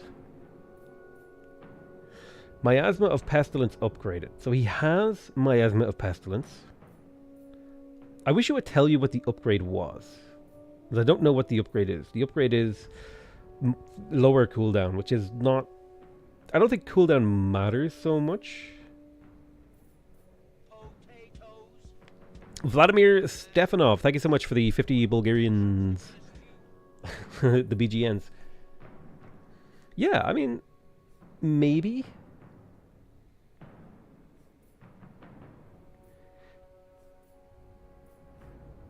This guy is my anti-hero. So, like, Deadly Blade attacks better. We go to his details and we grab him the Sword of Hero's Curse or whatever it's called. Where is it? He's using a Tormentor. Did I not get a sword? I thought... Or did I get a quest for a sword? Yeah. Upgrade any settlement. That gets me the Sword of Anti-Hero. So I haven't quite got that yet. Alright, let's... So this is available at rank 5. Now, if you're going to be embedded in an army of death, it's probably a good idea if you have plague spells.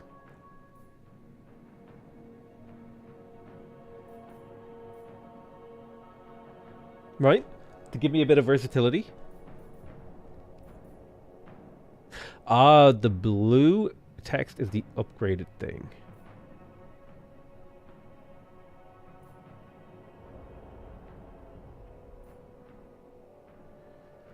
I feel like that feels intuitive to me.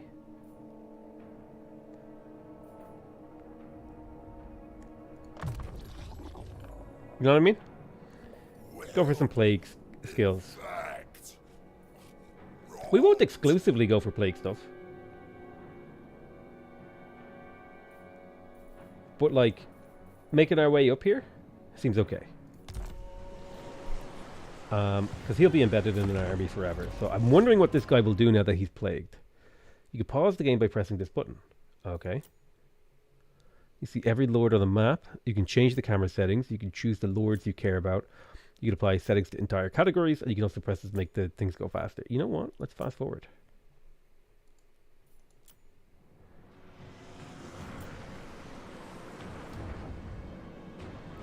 So Thorgard Cromson is raiding me. Now, raiding is a mistake. We got our favorite children for our nurglings. The Age of Rage. Corn Corruption +5 in the Sunken Sewers. The Cycle of Life. Develop a cyclical building through its full life cycle. We get fused armor out of that. Perfect. That's actually really good. The blessings of Grandfather Nurgle are the wellspring of all growth.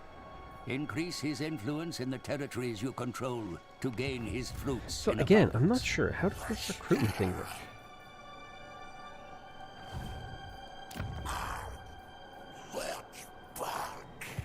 I think you literally can't recruit what I want to recruit here. I don't know if I'm going crazy or I don't understand the recruitment mechanics just yet enough.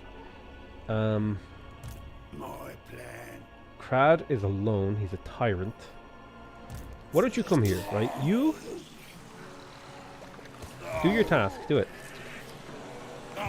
Why can't I? My lord, the enemy raid your lands and slaughter your denizens. I will absolutely do such a thing.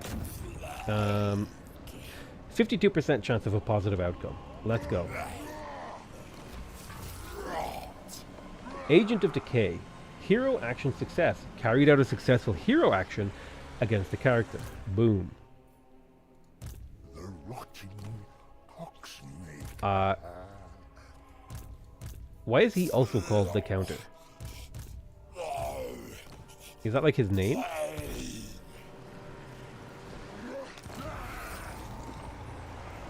Escaped unscathed. Okay, so it paid off. So we damaged some of his units. He's taking attrition. They're suffering from the plague of ague. Or whatever, ague. Wagyu beef. Let's do an old 4C Marcho.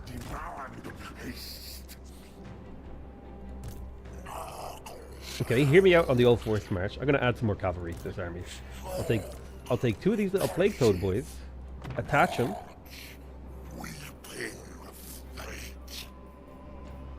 You boys go up, plus some Nurglings. I'm just loving the swarming. I dream of the You make your way over to garrison this. Yeah, you know, just keep it safe until it has its own garrison. And then we come back. And we deal with these silly fellas. Ideally in forced march formation. Yes, it will make us tired, but I think that's okay to do. We need to get our main force over there. I'll force.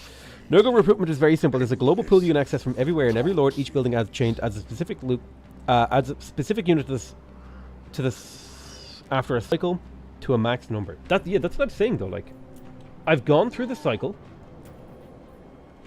with this building here has gone through its full cycle, but I don't have exalted plague bearers.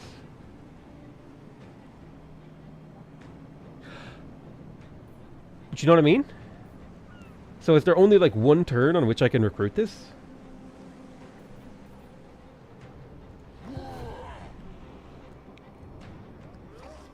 The crudest. I don't think you can get your higher tier units until you can... No. Look. It goes 1, 2, 3, 4. It goes to here, and then I have... So... No. It's here, it can. It says it will grow to this in 4 turns. It's gone through a full cycle. Like, here's the Exalted Plague Bearers.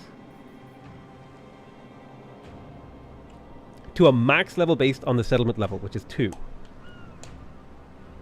Okay. Here's my point, though. I have no ability to recruit Exalted Plague Bearers of Nurgle. I think you just fundamentally don't understand why I'm confused. I'll stuff that bat with Like, I can recruit Nurglings here. I think you just don't understand what my issue is. chosen. Like, you get me? So it only goes to 2, according to... But that doesn't make sense. Because it says, required settlement level for this building to automatically construct. So, like, all of these are in a different color, which would mean it goes ba-boom. You know what I mean? Like, I don't understand. Exalted is level 4. You are level 2 max cycle right now. But that doesn't make sense. Because this says, if this settlement is level 3, it will go to level 5. Right? Settlement... yeah. Guys. A settlement can only ever go to level 5. So there's 6 pips on this. So you guys, you're obviously wrong. Like, it's just... I don't know how to tell you. You're just obviously... Like... I don't know what to tell you. I really just don't know what to tell you. Holy men.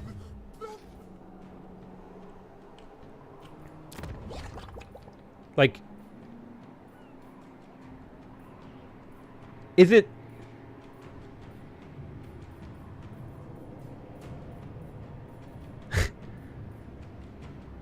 The current cycle of the building is 3. It's on cycle 2 right now. Yeah, again, yeah. So here we want to be able to control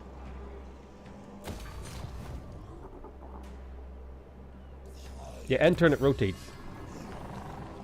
Yes, I get that. But it said, oh my god, it said the building went through a full cycle, right? Which means surely it would have went. No? No? Okay.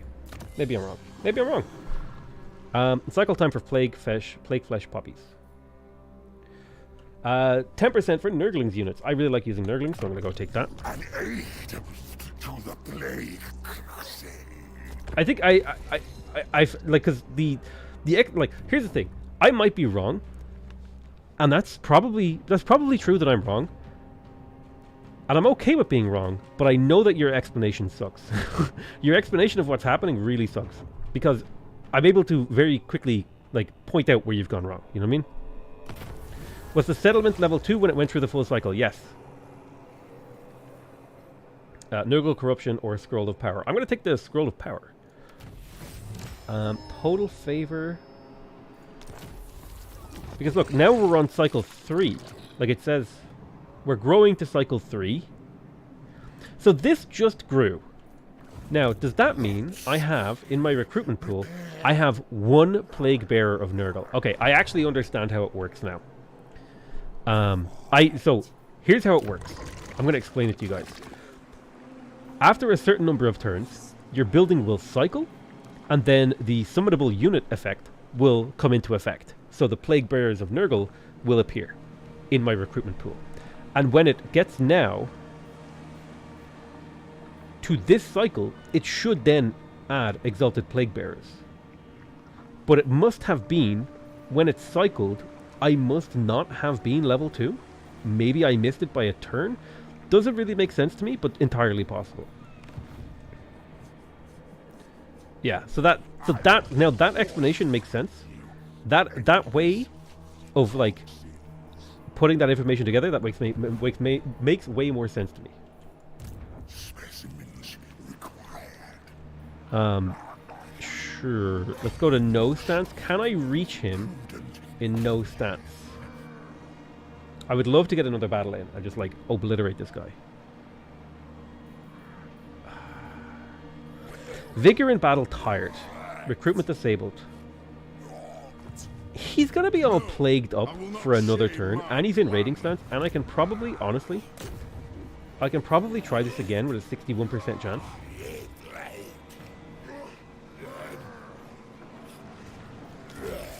Scroll the power. Hero assault. Assault failed. Mission was a failure. But we didn't get any negative effects, so that's good. Do not force march. Yeah, I'm not gonna... I was going to force march, but it's...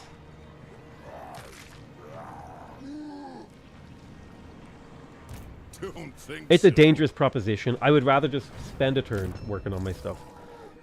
So this guy leveled up again. Children of Nurgle. He could unlock Stream of Corruption. I feel like... So, what is this guy's job in the army? If we think of what a hero does in the army, I feel like heroes exist to counter other heroes. Or large, single-stack units. This guy could be like my anti-cavalry, anti-charge type guy. I think this guy exists to kill heroes. So maybe we go maxed out Rancid Visitations.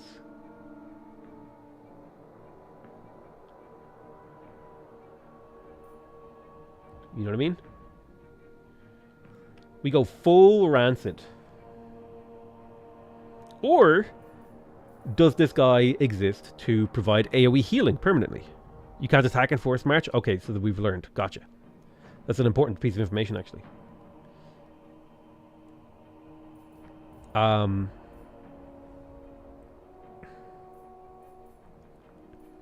Maybe we go the regen route. Yeah, regeneration. It's not a terrible thing to do. To provide regeneration for your army. So the battle is next turn.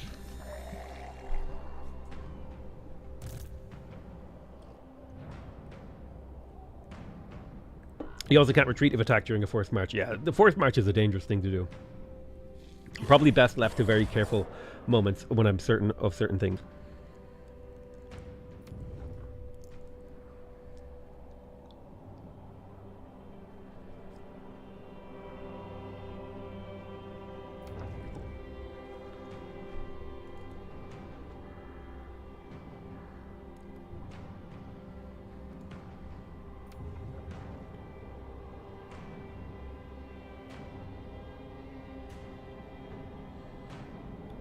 Now, if he's managed to get away from me, I'll be upset. A rival power desires a change in your mutual So, relations. whoever these guys are, I have no idea who they are. They exist over here. They're the Ripperhorn tribe Beastmen, and they want to pay me for a non-aggression pact, which will fulfill a mission. I'm going to accept that because it's one of my missions. Tumorous Squirt has been researched. Perfect. Signing on aggression pact. Your Perfect. war efforts would be strengthened by the raising of a new army. I have already done this, sir. Appoint another I've command, already raised an and you army. can open a Listen, second I'm front. on 2. I don't have that much income. I have a lot of money in the bank, but not a huge amount of income. So let's try this one last time. It's getting expensive, but I think this is worthwhile. I think this is worth, like, the possibility to do damage to some units and make these guys really weak before I attack them. Just feels right. He failed, but you know, you still level up when you fail. I will not disgrace my ancestors. Let's go, baby. Let's fight this battle. Now, he may retreat. He's not retreating. Decisive victory. Low casualties? What are we dealing with here? We're dealing with great weapon warriors, regular warriors, some blasting charge miners. What are they good against? Good against gates, special ranged weapons. Then thunderers are missile infantry, armored and shielded. Then we've got quarrelers, which are ranged units, and then grudge throwers. I think we can take this battle.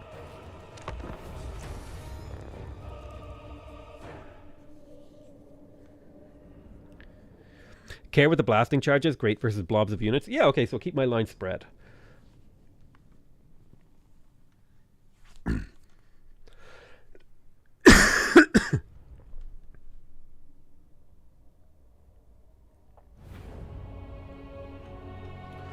Channel magic, start deployment. I'm a gambling man. Huh, we went up by 1 point. So start deployment. The troops that your enemies field are both many and varied. Master Honestly, their even though strengths I'm the and attacker, weaknesses I can probably will just leave sit you back best and like placed to blast face them. in battle. Blast them with... Whoa, excuse me. What was that, sir? Alright. Cool. I guess it like goes to the lowest Z level of whatever, or, you know, whatever exists in the area. This is like... I actually just really want to put my camera like right here and I can't.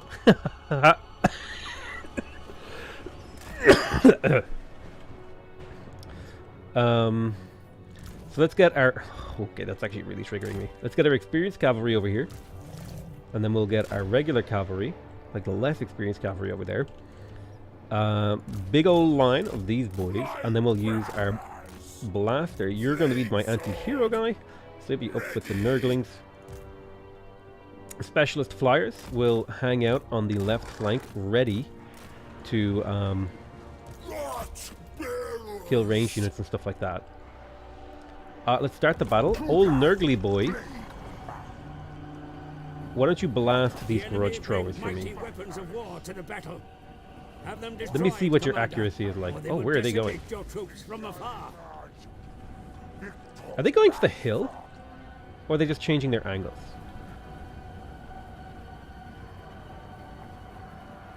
So these grudge throwers are obviously unhappy they're being attacked by artillery. Ha ha ha. Poisoned.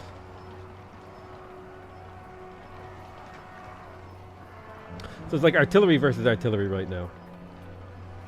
So what are they trying to shoot at? They're trying to shoot at my flyers, it looks like, or my Nurglings.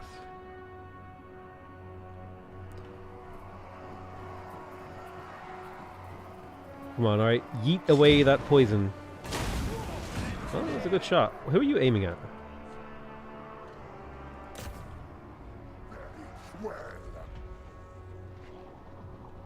I didn't see them actually do damage to me. The winds of magic blow strongly in this place, Commander.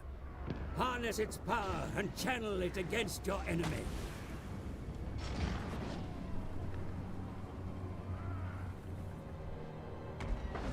So it seems like they're trying to shoot my flyers, which is probably not a great move for them.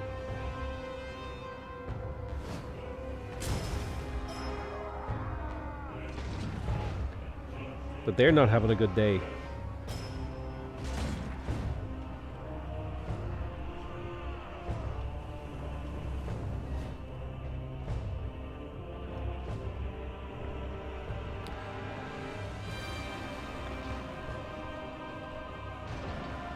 I thought they were gonna like reposition and do some like 5-head maneuvers. Right, you just keep yeeting. You're gonna throw it again. The terrain conceals the enemy's movements, Commander. We must be wary. So at this point, I feel like they've sufficiently left the doorway open for me to do this. On the move.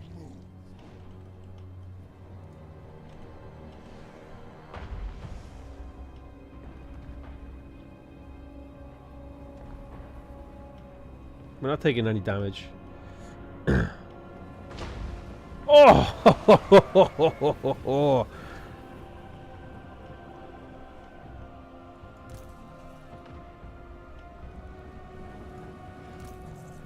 A lot of these units are not scary for me. Oh! Now that they're coming in,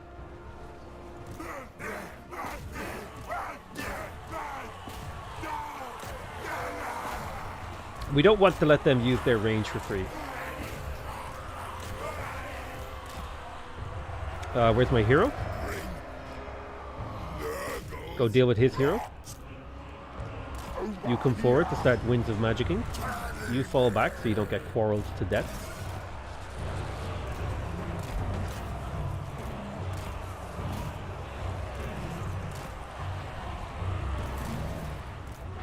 Where are those flamethrower boys? That's what I want to know. Blasting charges? Go get them.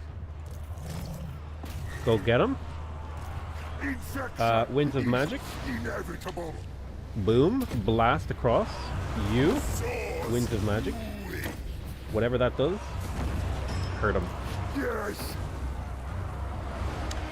Rancid visitations upon their hero. Where's my hero? Go fight him. We're killing there. We're killing here. We're killing here. It's all working out. Main infantry charge. One fine. Rotters. Winds of Magic at 4 seconds. Go ahead and slug. Let's see. It's a pretty good poison flow here.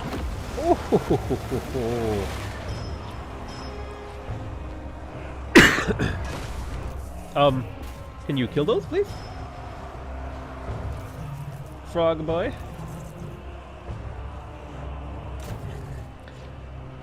So those bombers, they did a number on a couple of my Nurgle units, but I think it worked out just fine here. 3 seconds until we can do another Stream of Corruption. I think this Stream of Corruption should break this front, actually. It should be enough to like completely obliterate these guys.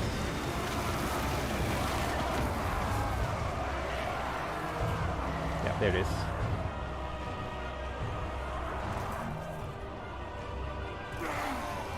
It didn't even... I don't... Like, the flyers are a thing that I'm not really sure how to use. That's my thing. It's like, I don't know how to use my flyers. But damn if this isn't a cinematic experience.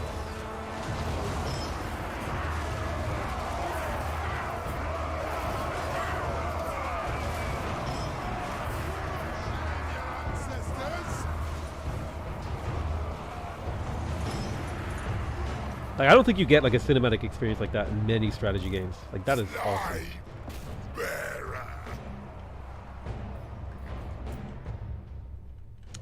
Let's just run him down with cavalry. Oh.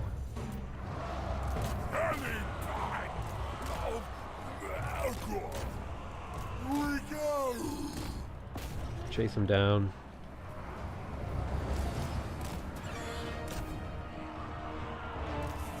I'm surprised this grudge thrower isn't dead yet.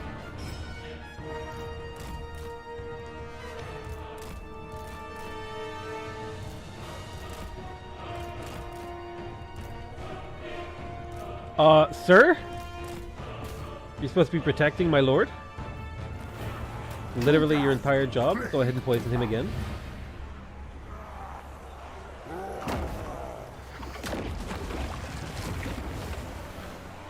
Flyers. Do not let him escape.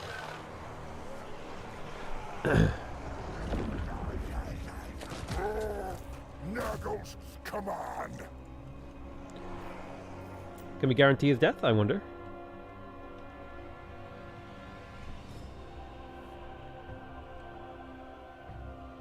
Yeah, the flyers should get him, right?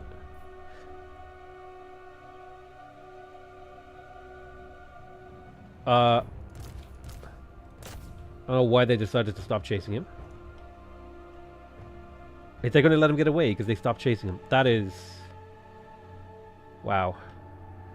Talk about getting screwed. I might have pressed a button to, like, stop them. Oh, we killed him. He's dead. Awesome.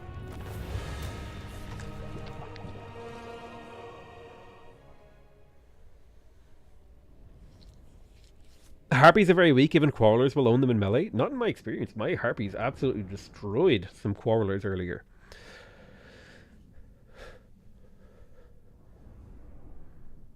So you land flyers so they act like cavalry, much better. Flyers should go against any missile units, but they typically glass cannon. Send them in, back out. Requires multiple clicks to disengage. Oh. We gained a couple ranks here. That's good. Incubate captives, or do we replenish? We devour. Or offer them as tribute. Some good options here. I feel like, offering as tribute is good, but infections, that's my unique mechanic. And that seems kind of fun. And also, the infections seem to play out pretty well for me. Honestly, we can replenish over time, but we can't get infections very easily. Money, we can generate money from fighting and stuff like that. But damn, if here's my first impression of this game. It's really cool. It's really cinematic. It's really beautiful. It's really interesting. That's like my very, very, like, haven't really ever played a Warhammer game before. I'm curious. I want to know more, you know? Like in Starship Troopers, like, do you want to know more? That's me right now.